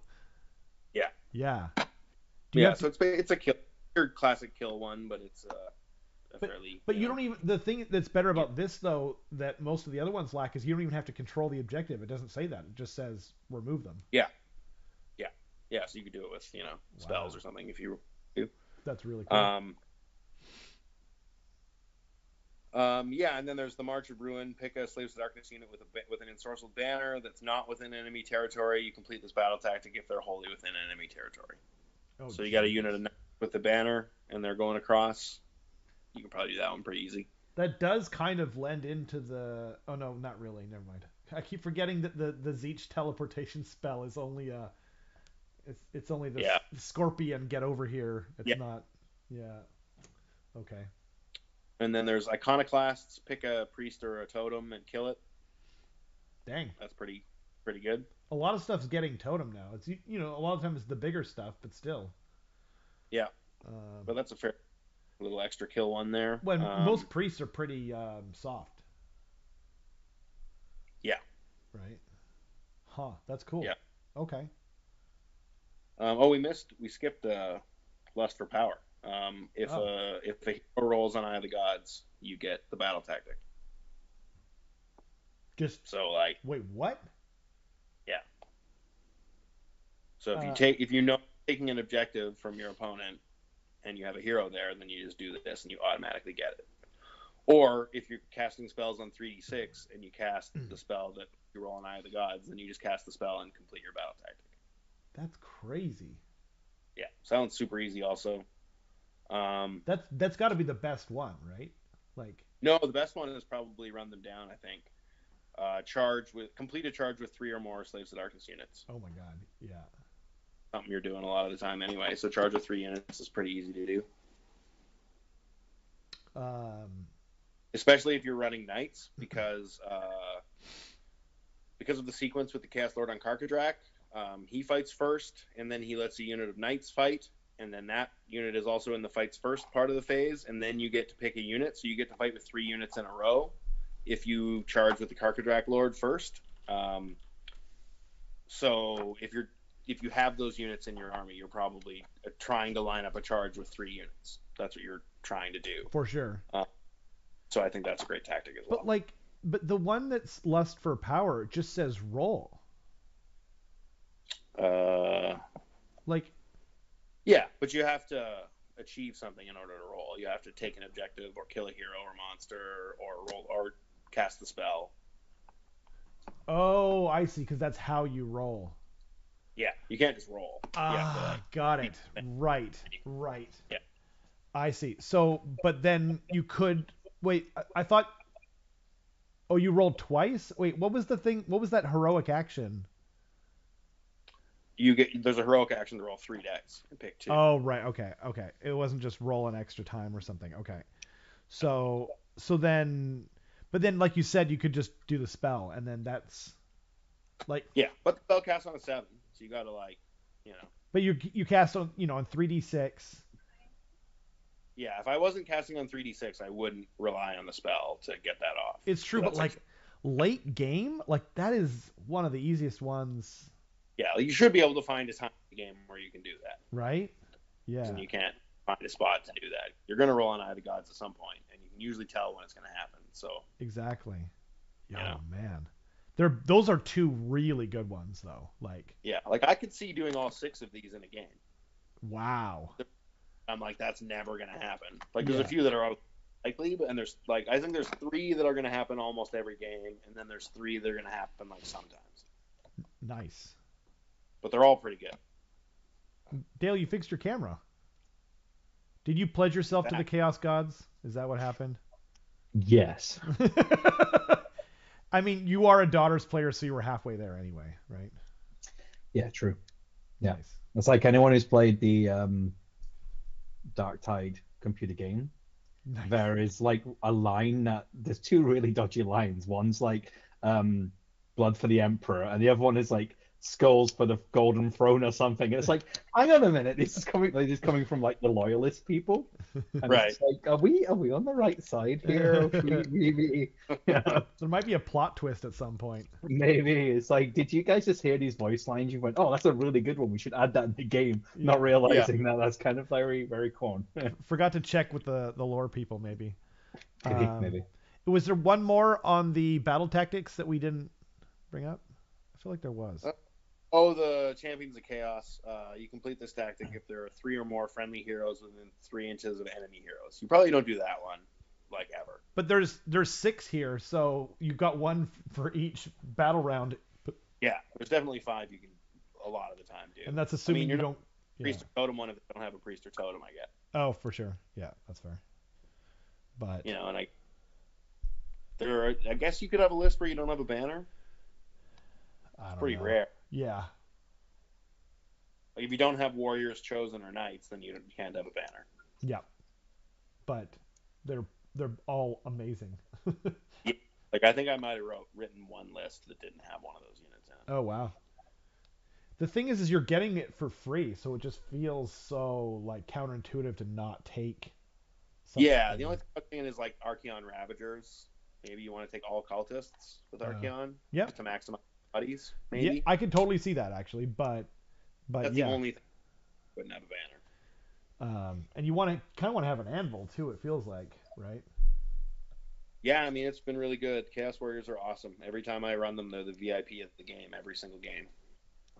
Heck yeah. So it's hard for me to I'm writing lists without them, and every time I'm like skeptical of the list when it doesn't have 20 Chaos Warriors. It's such a good unit. That makes sense to me. Okay. I think that's all of the book stuff. Yeah, I mean there's battalions. I think there's. Oh, right. My bad. I do have them. I just have to. This program is so stupid. So, anyway. I think it's worth mentioning Chaos Warband, which is 1 hero and 4 units, or up to 8 units, and then it's unified. Oh, so it's a 1-drop?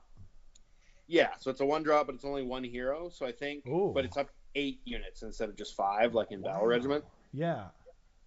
So I think the play is you can take, if you're running 4 little heroes, you could take like a Command Entourage, and then this if you had a whole bunch of units, and then you could be a 4-drop.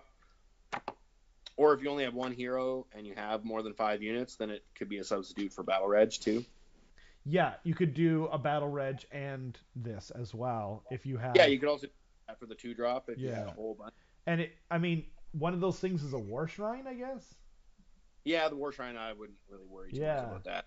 Oh, it The fact just that says it's 8 slaves to of darkness 5. behemoth. Does that matter? Oh yeah, I guess that would be like Vortex Beast or Slaughter Brute also. Okay. Okay. So maybe Yeah, maybe. might help you out. For me, it's about having 8 units instead of just the 5 from Battle Regiment, That because yeah, that's sometimes I think that makes total sense. And then what about the you might overlords? that have this. Like I've used it a few times, so Oh, okay. Um, and then there's one for overlords and it's 3 to 6 units of Vanguard can be 1-drop. that's insane. Boo. How Nobody's running. how many points are Vanguard? 290 for 3, so 3 units is like 900 points. Wow. And Vanguard, okay, like I don't know. Yeah. I don't know if they're good or not. I think they're like okay, they're fine. Huh. And that gets you the 1-drop. Oh, but and you get to pick an enhancement. Or Oh, slash. or that's right. Duh. Okay. Huh. Yeah. That's kind of cool. Like if you've got 3 units of Vanguard anyway, Yeah. and you're running the what's it called the horsey guys. Yeah. Although like Battle Regiment and then Warlord, I don't know. I just don't see how it competes with those ones that Yeah. already. Yeah, that's fair. Okay. Um. So I don't have all the war scrolls to show, but why don't we go through like a kind of highlight reel because there's way too many war scrolls to go through the entire Yeah. book. Just Great. what are you kind of like? Well, what are the ones in your list? What have you got? What have you gone for? Yeah. I mean, every one of my lists has a Chaos Sorcerer Lord. Why don't we start Yeah. there? Okay. Love it. The Chaos Sorcerer Lord is 120 points, and his spell is Demonic Power +1 to hit and wound. That's amazing. Yeah. It casts on a 6, and it's wholly within 18. So it's got a good range, it's got a good casting value, and it's an amazing buff. Wow. So I think he just goes in every list. And then he has Oracular Visions, which used to be +1 save, which was awesome. Now it's a 6-up ward, which is still not bad. Yeah. You know? In certain matchups, it's like, hey. Yeah. Like, it's great on Chosen, because Chosen don't have a ward save of any kind. Yeah. So, it's good to put on Chosen. I like it there. And he's a Foot Wizard on a 4-up save, which is pretty good. Yeah, that's Has he actually got what's his kind of? Has he got a bit of a combat profile as well? Like, so he's like could beat like a skirmishing group or something. Not really. Like 1 attack with Rend 1, D3 damage, 2 attacks, no Rend 1 damage. Okay. Yeah. So But- would max at damage if you got everything through, but he probably does like 1.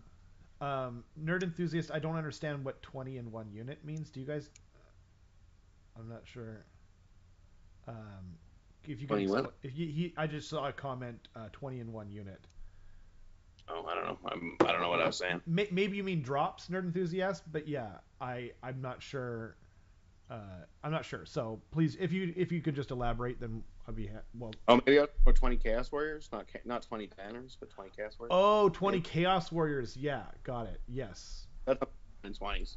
Yeah. But Chaos Sorcerer Lord, I think he's good. We've talked about the Chaos Lord already. Yep. How he can shrug onto his retinue, which just makes him good. Because of that, he's good. Yep. I think especially in Tallest, you make him a wizard. Wow. I like the Chaos Lord on Karkadrak. He does the thing, the Knights of Chaos. So he fights first. Then he gets to pick a unit of Knights or Chariots or Gorby's Chariots wholly within 12 of him. And then that unit gets to immediately fight. And because that's in the fight's first part of the phase, then You still get to pick a unit as well. 3 units. That's super solid. Yeah. The The Chaos Karkadrak is awesome. And he puts out pretty good damage. Like 4 2-damage attacks, 3 attacks at D3, 4 attacks at 2 damage. So like, That's dope. The Karkadrak kill- guy is the one that looks like the lizard from Star Wars, right? yeah, they came in the Star Collecting, the new Star Collecting. The new Star Collecting Slaves of Darkness, right? Yeah. Yeah. And he's the best number of wounds, which is 9. So that's pretty Perfect. cool. Absolutely. He fits in all the good battalions, and he can't be seen in the woods and all that other cool stuff. And he must have decent speed because he's on a mount. He moves 9. Hey, which is not amazing. it's not amazing, but it's better than 5 or 6. He's going along with Chaos Knights and their move 10, so like he keeps up with the people he needs to keep up with. And he can always run and just be buffing things, I suppose. Yeah. And I think if you're running the 3d6 charge, I think he's a decent candidate because he's the one that sets off that whole chain of fighting. Right. So I think you really get him in. So I think the 3d6 charge is a good thing to put on him because Chaos Knights, which I guess we can talk about next, Chaos Knights, when they charge, they can change one of the dice to a 4. It's so good. Which is just really good. It's so good. Yeah. It's basically between +1 and +3, depending on what you roll. It just makes them so reliable. They can't fail a 3-inch charge. You know. Yeah. Yeah. They can't fail a 5-inch charge. Right. Yeah. So it's just really good. And if you're not using it, that means that you're charging 8 inches anyway, because that means you roll 2 4s or better anyway, right? Wow. So it only helps you when you need it the most, and it's just really good. And so I think Knights get in without the 3d6 charge is what I'm getting at with that, is you can just change that dice to a 4, and they can probably get in. So you probably put the 3d6 on the Karkadrak, I think, because if he doesn't get in, then your whole combo doesn't work. Yeah, that makes sense. So, and so for what I'm hearing, sorry to derail you for a second, is Archeon doesn't seem to be prevalent in your list making. I haven't been using him all that much. I haven't tried him yet. I also think like the book works really well without him. Yeah, 100%. Yeah, I think there's like a list or 2 where he's good. And I just bought some Splintered Fang to go. I have 10 paints. Oh yeah. Yep. Using them before. And I bought 20 more, so I have a 30 block. And I think Archeon with the 30 block of Splintered Fang is a pretty good list. I don't really know what the rest of it is exactly, but it's like that's the main core of a good list, I think. You definitely have used him once though, because you did it on film and there's proof. Yes. Yeah. That was early days though. I did play you once. So yeah, Archeon's fun. That was before the book even came out though, to be fair. True. I like the idea of kind of like some like, I don't know, maybe Slanesh knights going down flanks with like the run and charge, and then some blocks of Chaos Warriors supported by like Chaos Chosen, just being your kind of like center push up. That's a good call. Karkadrak hero and stuff. Just kind of like this solid wall of like death just walking towards you while these kind of like side threats are coming around trying to like put your pressure on your stuff. So it's like, well, you can shoot those if you want, but then this armored wall in the middle is going to come and hit you, and if you don't shoot, then they're going to get your shooting stuff. That's a good call. And the whole thing, like on a 3-up save also. So it's armored wall. Yeah. And a 5-up rally, potentially. Yeah, that's the thing. I think the other unit that's a standard is Chaos Warriors. I think Chaos Warriors make in the book. 3-up save, 2 wounds, 5-up ward against mortal wounds. Yeah. Just base, just flat. And they got Rend 1. Yeah, 2 attacks, 3s and 3s, Rend 1. And then if they're wholly within 12 of an objective that they don't control, they get +1 attack. So now there's 3 attacks. Yeah. So like I played Andy the other day, and he charged me with 6 pigs. The pigs killed like 5 or 6 Chaos Warriors, and then over 2 turns, Chaos Warriors killed the 6 pigs. It's crazy. What? Yeah, it's just unbelievable because they just have so many attacks, and then you throw demonic power on them, and all of a sudden it's 3 attacks each, 2s and 2s. Jeez. It's crazy. Right? So demonic power can buff up any unit to like a crazy degree. It's really good. It's crazy that 6 pigs didn't kill more than. What did you say? 6? Well. Yeah, but I mean, I think maybe only 5 of them got in, but then also like they're Nurgle Chaos Warriors with the icon, right? So they're -1 to be, they're 3-up save with Mystic Shield, so they're 2-up save. Then with all at defense, so they're 1-up save. Yeah. And they've got a 6-up after save from the Oracular Visions, and then they're -2 wound, and they're worse than Rend by 1. Jeez. Yeah, that's insane, actually. Right. So when like, you put it that way, I'm still saving on a 3-up against those pigs with a 6-up ward. Wow. And they're -1 to wound, so they're getting even fewer attacks through. And the -1 to wound, it was everything. It wasn't just melee. It's just melee. It's not shooting. Oh, okay. Yeah. So that I'm glad that they left in some kind of counterplay because that's like it's like what do you do? Yeah, like I just left them alone in our game. I was like, I'm not. There's nothing to do Yeah, there. Yeah. Huh. but I have found that you need something to like clean the chaff off the warriors because people will hit the warriors and then stick, but then they're there. Yeah. So I'm sort of experimenting with like running 3 Ogroids to countercharge and just clear the units off the Chaos Warriors, and so I can just move the Chaos Warriors over to a new spot and tank the new spot. Yeah. RL was Like saying that. he's going to say low sodium bacon, but there's probably plenty of sodium in that situation. Yeah. Oh, Yeah, that's so. healthy. That's a top tier comment. Um, The mortal wound thing, is that, sorry, the 5-up ward, is that against mortal wounds or is that just against mortals. just mortal? 5-up against mortals, yeah. It's pretty But good then though. Yeah, you put the 6-up ward against everything from the yeah. source on them as well. Yeah, Andy brought some Chaos Warriors and Coalition Knights in his Corn army, and Nice. there's some dirty stuff you can do. Uh, Yeah, or just stack attacks everywhere, right? Like you yeah, can just put and it just says Corn. It doesn't say like Blades of Corn. It's not faction locked. It's not an allegiance ability. So right. So people are doing that in this book. They're adding in those 2 heroes, the Yeah. Bloodscrader and the Bloodstoker. Yep. But like that's not gonna last. It's So not gonna last. But if you don't own those models, I wouldn't buy them. Totally. I wouldn't go to that. But if you own them, it's fun. I mean, I have them. I should actually try it sometime because I have both those models. why not? Like while it lasts, and you don't know, like you know, I mean, it's pretty OP. I mean, but Yeah. you know, like with those 2 models, you can have Splintered Fang with like 160 attacks, Jesus, doing mortals on 6s. It's ridiculous. That's Silly. insane. That's overkill. Really, That's overkill. Wow. it's not obviously intended, and I think that it might Yeah. even be gone before the book. We might get it in the FAQ. Yeah, that's true. RL just said prime candidate for FAQ, but my counter argument is Corn cares not from whence the blood flows. True. Yeah. I bet you they changed it to Slaves to Darkness Corn though. That's All the buffs. Yeah, that's probably a good idea. I mean, they are getting a new book in the spring, so my guess is they're just gonna let it. Maybe not. Maybe not. Oh, they probably do let it ride to the new book. I bet. Yeah, I mean, I do. If it's not intended, and it seems pretty obvious that it's not, they should probably do something about it. But like Yeah. it's down a major Hopefully turn. it's fixed before LVO, or you might see a lot of that around. Yeah, like if someone goes to LBO with 90 Splintered Fang with both of those Corn heroes, then it's going to be a problem, yeah, right? Like that's a problem. Then FAQ. Have you got that I can borrow? Yeah. Seriously, 90 Splintered Fang plus Archeon fits in a list, and then you put it in Ravagers, so you get those 30 blocks back half. So it's 90 becomes you get another 45 once they die, and then you make Archeon give them fight on death. So they charge in, do 160 attacks, Yeah. mortal wounds on 6. Then if you're alive, you get to fight back. Yeah. They die, they get to fight on death. Then they come back as another unit and charge you again and do it again. But I thought Archeon couldn't do that because he's not the right faction. He can still give them his command ability, which is fight on death. Oh yeah, yeah. But he can't bring them back, right? No, a different model would have to bring them back. Right. But, Yeah. You just have like whatever, like. Yeah, Chaos Lord or something.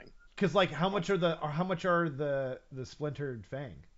They're 100 points for 10. So that's crazy. So you're talking 600 points for 60 of them, and. Yeah, well, you fill your 3 battle line slots if you take 90. So that's 900 points plus Archeon plus a Chaos Lord on. Plus, don't you need the Bloodstoker and Bloodsecrator as well? Oh yeah, I guess so. So maybe you take 60 plus those heroes plus Archeon, and then maybe a 10 pack. Wow.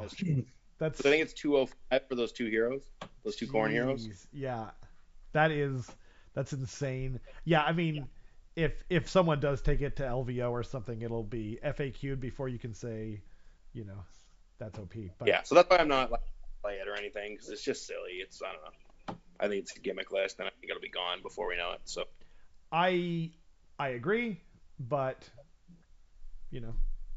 not my job, not my prob. We'll just see what happens.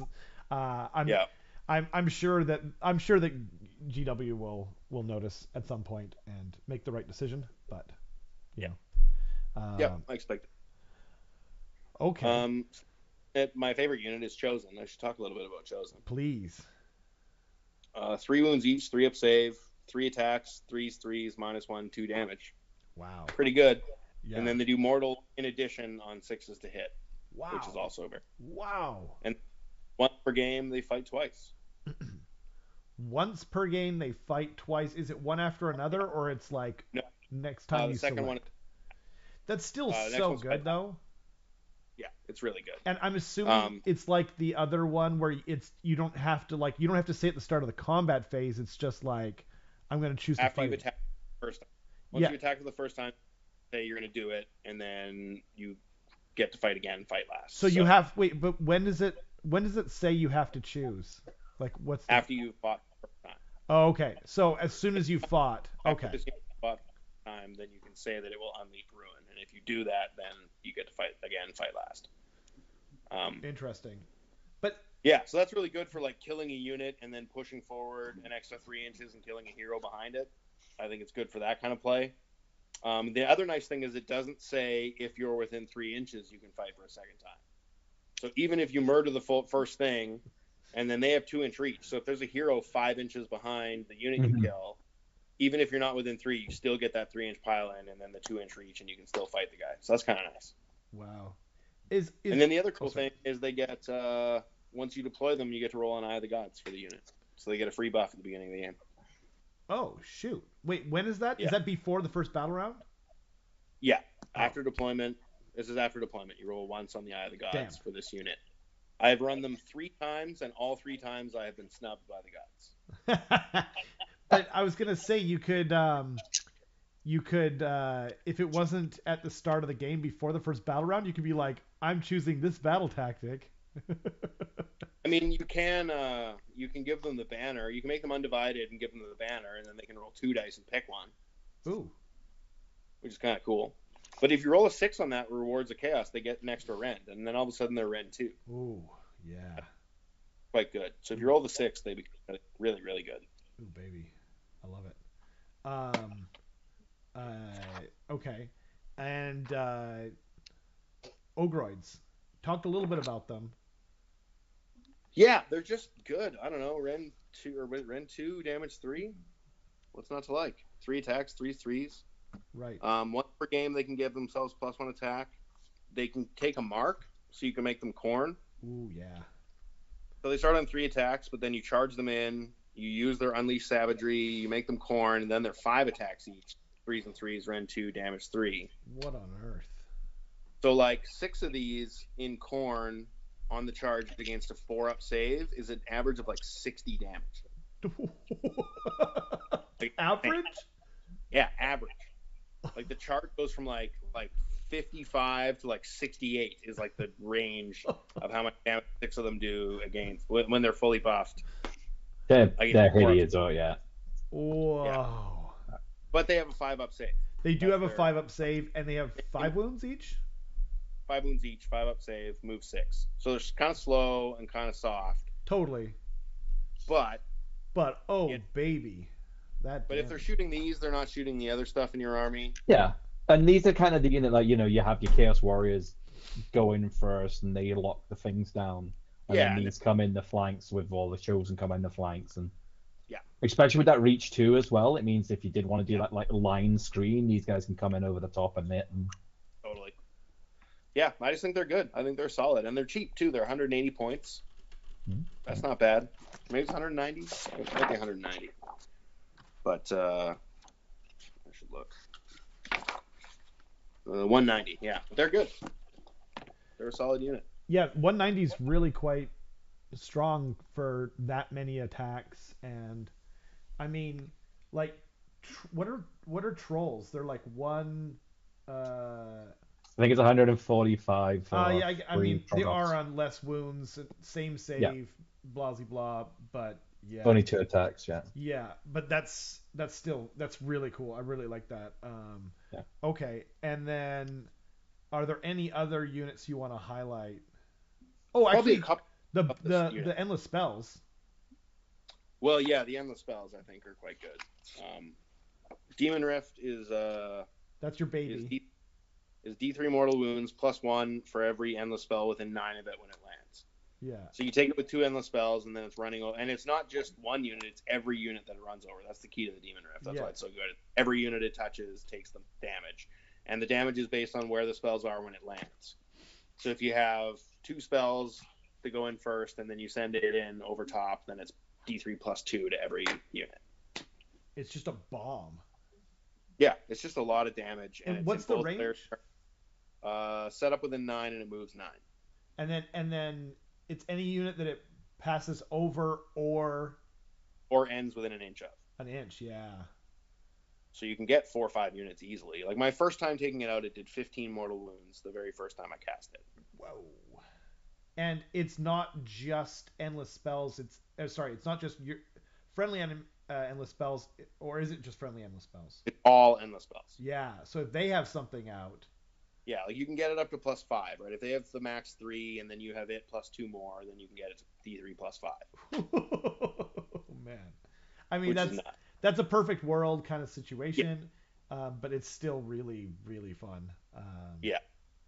Potential. And then I like the Realm Scourge Rupture, which is the big long one with the spikes.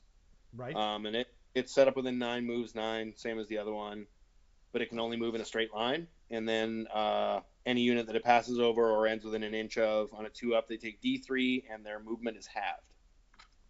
That's amazing. So it's good for screening and stuff. Like I played it against Ard Boys, and it hits the front of the Ard Boys and puts them on movement 2, and then they're trying to move around this giant wall on a 2 movement of 2, right? So it's a good little get in the way, block guys up, yeah. and then the other nice thing about it is it tends to like it's almost like real life, like a traffic jam, right? Like you put a thing like that in front of the front unit, then all of a sudden all the units bunch up behind it, and then you're running in the Demon Rift, and they're all bunched up, and it's perfect, right? So I find that really works to like make the enemy sort of bunch up in one spot behind that Realm Scourge, because the one unit's going half speed, so it can't get out of the way. Totally.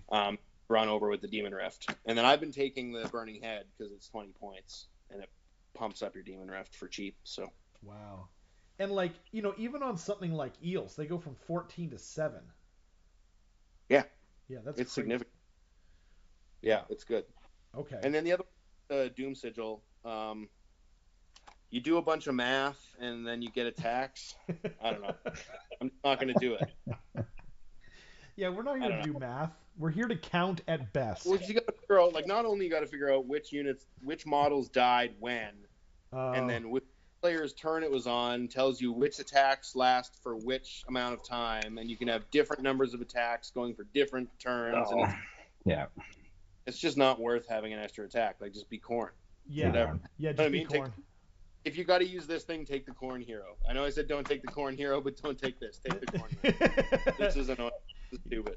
Yeah. Nobody wants to do math. I don't think, and it's bookkeeping, which is worse. Yeah. I mean, it works out that you're always going to get an attack on a unit that's within, right? Like, you don't really need to do the thing, but you do have to do the thing, and then you have to explain it to your opponent, and I just can't be bothered. I am 100% with you. Points. So if I had an extra 20 points, I could see dropping the Burning Head and then throwing it out for the pump up your Demon Rift. You could take all 3 of the cool Chaos Endless spells. That's true. And I'll be the only person to ever take all 3 of an Endless spell box in a list. Just for bragging rights alone. Yeah, just to be cool, and it's actually not terrible. Like, I don't think that's a bad thing to do. No, I agree. Yeah. What's up, Darren? Thanks for joining us. We're talking about the new Slaves to Darkness book with Eric. I can be bothered. Give me more attacks. Yeah, fair enough. Fair. Yeah, if you're into it. But I understand and agree with the sentiment that it's like, I don't know. It's Saturday night. It's game 3. You're on turn 5. Or yeah, it's just like, man, it's like kind of leaning into that age of bookkeeping thing that is sort of a meme. I don't, for the most part, like, I think they've done a beautiful job of simplifying things, but this is not one of those cases. That's it. Yeah. Yeah. I just don't want the attacks. The attacks are based on whose turn it was when the model died, and then you have to keep track of 2 different sets of whose turn it is. It's just, that's the part I don't like about it. I totally agree. Darren asked if we talked about Be'lakor yet. We have not talked about Be'lakor. We did talk about his faction, Legion of the First Yeah. Prince. Talk a little bit Yeah. about Legion. We're just It was highlighting. Do you want highlighting to? good use. We should talk about Be'lakor for two reasons. One, because it was requested, but two, because a lot of people who played, Be'lakor previously will want to know what's going on with Be'lakor because he had this really lame rule that everyone thought was going to go away because they took away Kairos' rule. Yeah, I like the rule. I don't. I I just I because there's no you can't interact with it. But putting that aside, like I'm not complaining. It's fine. So um so what do we think about Be'lakor, Eric? He's okay. I think he's a little squishy for my taste. 4-up save that you can't improve and no ward save. Right. To me, Yeah. that's the problem. Yeah. And the fact that he's locked to Legion of the First Prince, so you can't even put him into spoilers and get him 2 more wounds. That's And also annoying. Legion of the First Prince used to have a 6-up demon word save. They lost that, I assume. Yeah, Legion of the First Prince is completely different. It's not Oh, the same wow. at all. That's Yeah. yeah. I I've guess been I've Yeah. been playing a lot of the. I've had like 5 games now with my Lumineth with Biometra, and having a 3 or 4-up armor save isn't the greatest when that's like the best you Yeah. can do. well, Yeah. Fail it still quite a lot. how many wounds does he have? 14. Yeah. So like on a bad day, he just dies to storm vermin just Yep. from the amount of Yeah. attacks. Yeah. Like if you charge him, he probably dies. He probably has enough wounds and save that you probably don't shoot him down super easy. But like if you get into combat, you'll kill him. And he's not the combat monster he is in 40k either. He's For real. Like Yeah. he's fine, Yeah. I mean, he can do max damage. 16. His max is 20 damage, but he's probably gonna do like half of that. So he probably does like 10 damage. Wow. Yeah, that's not Yeah. great. You know, GW, But if his you are, ability's really, I mean, making a unit not be able to move, shoot, fight, use command abilities, chant prayers, attempt to cast spells, attempt to dispel endless spells, or attempt to unbind endless spells that phase. right. I mean, it's I mean, cool. that's good. He's That's he's arguably the coolest model they've ever made. Full stop. Yeah. GW, if you're watching this when you're getting ready to make the 4th edition Battle Tome, just copy 40k, pretty much copy, paste it over in AOS, boom, nailed it. Yeah. Breaking Tad says pour one out for Legion of the First Prince. Yep. Yeah. And I think if like Death Stars become a problem in the meta, then Be'lakor becomes really good. yeah, totally. And Darren's saying he likes to do a full mixed demon army. He's starting Slaves to Darkness now thanks to Alex. That's cool. I don't know what you're referring to, Darren, but that's super awesome. Well, the First Prince used to be the mixed demon army. No, I get that. I don't mean I guess did Alex sell him a bunch of Slaves to Darkness or I don't know. Yeah, I didn't. Anyway, that's actually really rad. What about was it? No, it was me and Andy was talking about it yesterday that the thing that they kind of messed up about this book is Legion of the First Prince in that there are a lot of 40k players who play mixed demons in 40k and they're just like, okay, you know what, 40k is annoying right now or whatever, I'm going to go over and play AOS. And then they're like, okay, so what do I do, guys? And you're just kind of like, oh. It would be cool if there was a mixed demon army. Yeah. I mean, you can But play it doesn't also have anything to do with Slaves to Darkness. Like a mixed demon army doesn't have anything to do with this army. I guess So you're right. Yeah, that's a good point. I mean, they are basically warriors of chaos from fantasy. But I guess the White Dwarf article kind of set expectations up in a certain way and I think it should be a White Dwarf army. I think Legion they should make an all demon army that you get the force of allegiance abilities or whatever in like a White Dwarf. I think that'd be cool. Just write up another article, G-dubs. So wait, you can't mix demons right now in Legion of the First Prince? Well, you can ally them in and they get the mark. That's the thing they get. Oh, okay. You still have to ally them in.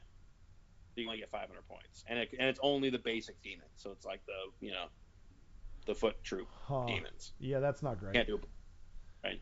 Hopefully they get another article and they add some really cool flavor. All core are furries. Um, are they furry though? Furies. We lost the Monster Mash heroes, and oh yeah, that's that is unfortunate. Hopefully one day, hopefully we see something. It's tough to know what to say. Is there anything else that you wanted to highlight from the book? I mean, I know it's like a huge. You talked about Splintered Fang. Yeah, Split good because they have a bunch of attacks and they do mortals on sixes. And I know you're a big fan of Corvus Cabal. I'm a big fan of Corvus Cabal. They get to deep strike like Stormcast, so they can deploy off board and then teleport in anywhere 9 away. And then the other cool thing about them is if they are wholly within terrain, they aren't visible, which is pretty neat. And also, if they're wholly within terrain and they charge, they can count as if they fly. Oh, nice. Can you read out that Corvus Cabal rule for me? Which the not visible. Where is it? This unit is not visible to enemy units while it is in cover. So if you charge into cover, you can't unleash hell.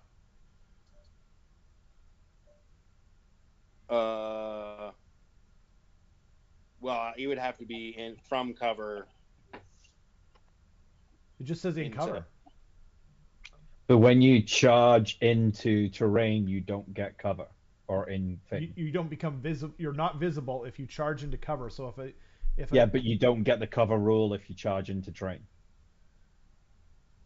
You don't get a cover save. You don't.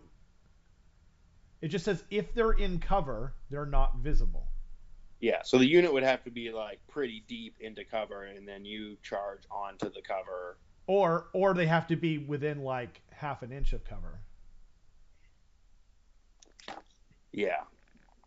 I mean it's just a thought, but because unleash hell is after you've made the charge move, yes. Right? Like it's after. Yeah. So you end your move on terrain. Yeah. Or on cover. Yeah. Oh, but yeah. Yeah, it says in cover. It doesn't say getting a cover save. So yeah, I think as long as landed on, that's pretty specific though. It's a little specific, but it applies to the chameleon skinks as well. So that's kind of or the new ones, the new Warcry guys. Yeah. But the main thing is just popping these guys in for battle tactics and skins, and having a unit off board that can deep strike in makes your opponent play different. It makes them leave units behind that they wouldn't normally have to leave behind. Totally. It's just like it's 80 points, right? So having one of these for 80 points can completely screw up your opponent's back line. Yeah.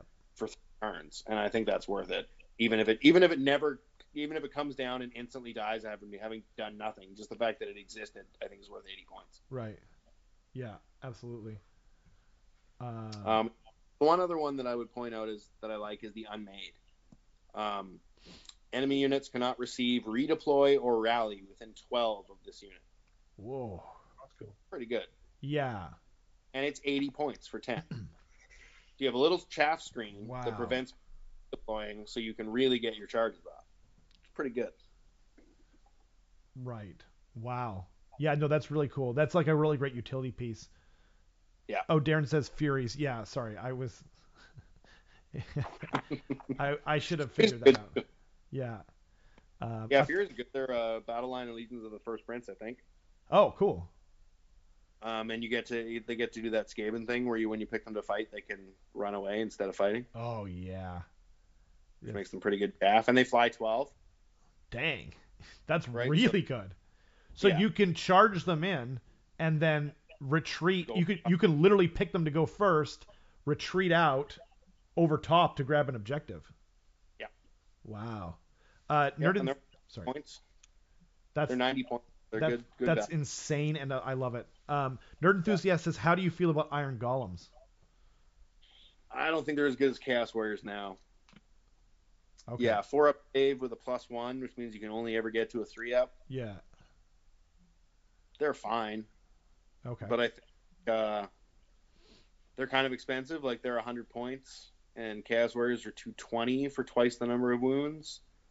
So for 20 extra points, Chaos Warriors are just way better. They have better attacks. They have a better base save. They have the mortal wound save. So they can take 10-er, they can rally on a 5-up. Like they're just, I don't know. I think just Chaos Warriors outclass them now in every way. I guess maybe the only time you take Iron Golems is if you just don't have the points and you want you want an extra anvil that's Yeah, if you want like a mini anvil for 100 points, then yeah. you could take that. But even then, I think I would take Spire Tyrants because Spire Tyrants are a 4-up save, but they don't take Battle Shock if they're within 3 of the enemy. Oh shoot! Which, as like an anvil-y, chaffy kind of a unit, I think that's more valuable. And they're how many points? Spire Tyrants are even cheaper, actually. They're 80. Ooh. So I think Iron Golems just get outclassed by other things in the book. I don't think they're bad. I just think that, there's some other things that are maybe better. I think a lot of people own them right now because they were I good. have one that, I'm not going to play probably. That's fair. And Untamed Beasts, I think, are also good. They get the pregame move, the 6-inch pregame move. That's still good. That's the same as it used to be, and that still remains good. It's kind of a shame there wasn't a battalion where if you took one of each of the that would be quite good fun just for like flavor, having one of each of the. Totally. That would have been so cool. What is that? 1, 2, 3, 4, 5, 6, 7, 8, 9, 10, 11, 12, 13, or 12. Well, there's 12 different. So that's at least like there's 1,000 points worth of cultists too. There's also the Jade Obelisk guys that just came out. Oh yeah, that's true. Oh yeah, can you talk about them? 4-up ethereal. Yeah, not really. I mean, I looked at them once a few days ago, but I think they looked fine. I didn't look at them and go, yeah, I want these in my army. For sure. Yeah, that's fair. Okay. Yeah, they were expensive. I think they were a little bit more. They were like 115, 135, something like that. Something like that. I wanted to say 130 or 135 as well, but yeah, like I thought they were all right, but they weren't cheap. And I think what you want with your cultists is cheap. Yeah. Like I think cultists are basically chaff with a utility built in. Oh man. For cheap. That's kind of how I see them, and that's what I think is really awesome about them. Man, Slaves to Darkness range of models is just incredible now with Warcry. Add in the Warcry stuff, plus all the whole new range of Warriors, Chosen, and Knights. Like, yeah, they got a revamp. Stuff looks amazing. Like, there's so much cool stuff. My Skaven heart is very jealous of all your fancy. Yeah, nobody in this book looks like a monkey. What's that? That nobody in this book looks like a monkey. or worse yet, a monkey dog. Yeah. Yeah. Yeah, it's true. Yeah.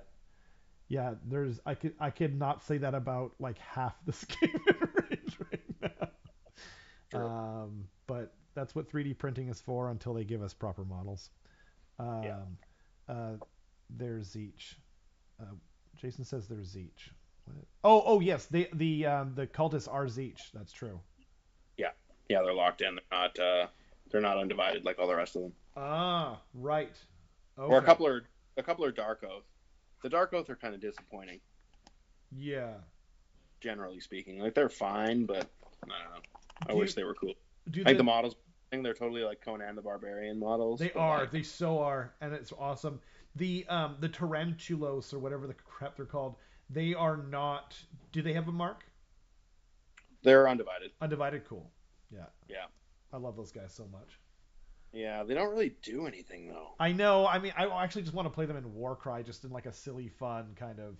Yeah. I mean, you get 13 models in the unit. I guess that's their big thing is they get extra dudes. Oh, okay. They move? They move what? They can move across terrain as though they can fly. Right. They have the Goblin Spider Rider ability, which is. Yeah. Well, they move 8. That's not bad. That's pretty good for a chaff unit. Move 8, fly over terrain. That's actually not bad. 13 models, as you said, and how many points are they? That's good. If they're 80, that's not a bad chaff option. Yeah. Oh, they're 100 points. Yeah, oh, so close. If they were 80, I would say that's a pretty decent chaff unit. Well, you could put them on the other side of like a piece of terrain and then just zip them over certain things. Like even like the IDK boat, you're just like, ha, like I'm moving over you. Yeah. They're not bad. I just think 100's too much. It is too much. Like, you're right. Like ball at 80 or unmade at 80. I could see them at 90 even. because you're getting the extra dudes, and there is a utility piece there. But And how many is 10 Chaos Warriors? Do they come in tens? Yeah, they come in tens. It's 220. So So yeah, they're to be honest, all like, but they're they're two all wounds, free up armor save, yeah, better in combat, get five a up, ward save this and 5 up mortal. ward. Yeah. yeah for 20 points, right? Yeah. So In terms of you still have more models with the Iron Golems, but that's true. Yeah, but I mean, we're probably going to be losing expert conquerors and stuff soon anyway. So yeah, in that sort of thing, you'd rather have that brutal killing power and staying power over just number of bodies. yeah, Yeah, and we'll probably be losing um, bounty hunters as well, hopefully. So then just murders this book because the Yeah. entire book it does. Yeah, battle line, right? Like Yeah. the whole thing is bad. yeah, exactly. Except for knights and like mounted stuff. Yeah. Yeah, but most of the army gets affected badly by bounty. But I suspect that'll be gone in a month. So Yeah. That's awesome. yeah. Is there any other unit you wanted? There was one more question that Roman was asking earlier, but I wanted to just ask if there's anything else that you wanted to cover. I don't think so. I think those are the main things that I play and am using. Love it. What's the other question? So Roman was asking, he said maybe I missed this early on, but has there been a conclusion about how relatively strong you think this battle tome seems? Or, yeah. I think it's going to be right in the middle. Right in the middle. I think its inability to get to do power projection, I think, is a problem. That's what balances it, I guess, hey? Yeah, like, I think it's kind of like, it's a little I kind of like that. Like, if you think about how all the new books have been coming out and how the current power levels are all sitting, yeah. You know, the fact that they're coming in on an army that, I think they're a solid army, but yeah, nothing jumps out as being, as you said, the power projection's a big thing. So you have these like awesome combat units, but they're going to be whittled down against some armies before you get there, or they don't have ridiculous pluses to cast. I mean, yeah, you can get that 3d6 thing and stuff, but that's only, it's got limits and has its issues itself.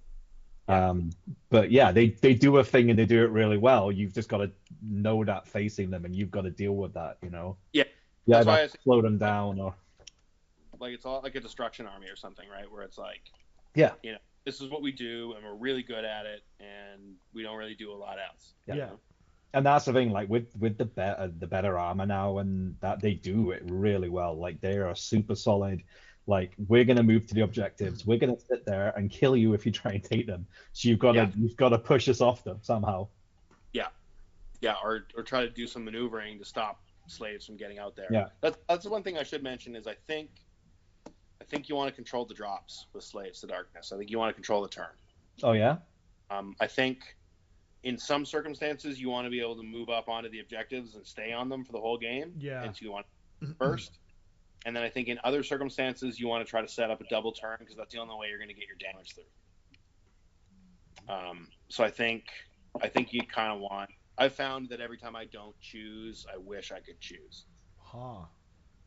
So I'm trying to run, which is why I kind of like that or run low drops anyway, which is why I think that one battalion's all right. Yeah. It gives you the ability to be in a 1-drop or 2-drop. Like. Yeah.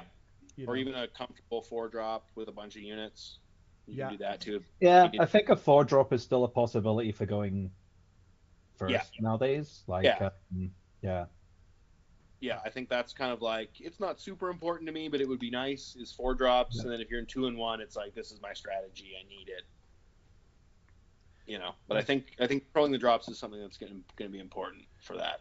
And for that particular. Just for everyone's context, I can't answer this question. Like, no one asked it, but like, would you consider yourself someone who cares about drops normally? No, I prefer to not play that way. Like, I don't like dropping my whole army down and then not being able to counter deploy. Like, I hate having to do that. But because the units are so hard and have such good saves that, like, whatever you want to put against me, that's probably what I want to fight anyway. Yeah. So I don't find with this army it matters as much about deployment. Like, I'm not worried about getting counter deployed. and its speed comes in bursts, right? Like it's a lot of, like stacking a whole bunch of stuff, so you can get a big distance if you really need to rejig it later in the game. So That's interesting. Yeah, I wouldn't have said you were someone who really cares about drops, but I didn't want to put words in your yeah, mouth either. I don't like to do that. I like to counter deploy and try to get my matchups and stuff ordinarily when I play.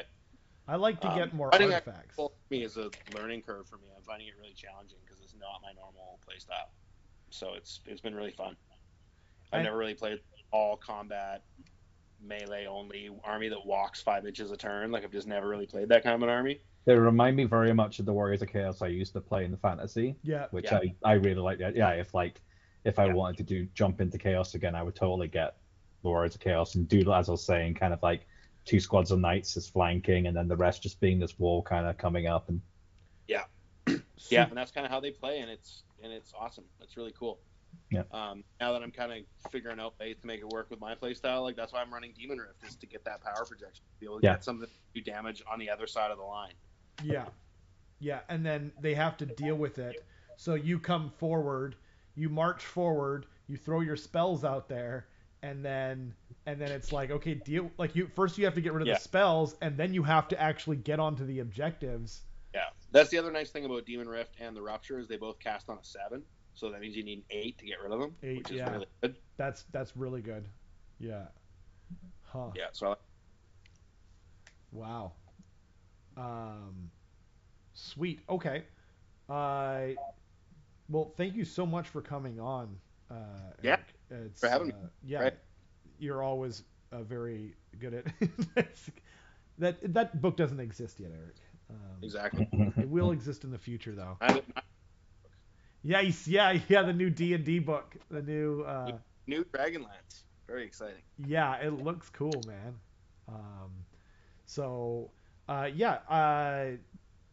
Is there any? Do you want to promote anything? No. I didn't think so, but I'm trying to get in the habit of asking at the end here. Yeah. Cool. Awesome. Be nice. Don't cheat. Yeah. Be a good opponent. Be a good opponent. Winning isn't everything. That's what I want to put out there. Good. Those are great advice. Eric won best sportsman and best overall in 2 tournaments. That's probably why he's ranked 10th in Canada. But if you want to learn more about that, go to our shows about that in the live section. I have to go back and add a bunch of videos to the playlists. Someone messaged me yesterday, was like, hey, these videos aren't going in the playlist that's AOS R&D, and I was like, dang it. So I'm going to go do that right now. But thanks guys for joining me. And thanks to everyone for watching and participating in the chat. We had a bunch of great comments and some really funny ones. And appreciate y'all, and we'll see you guys next time. Take care, guys.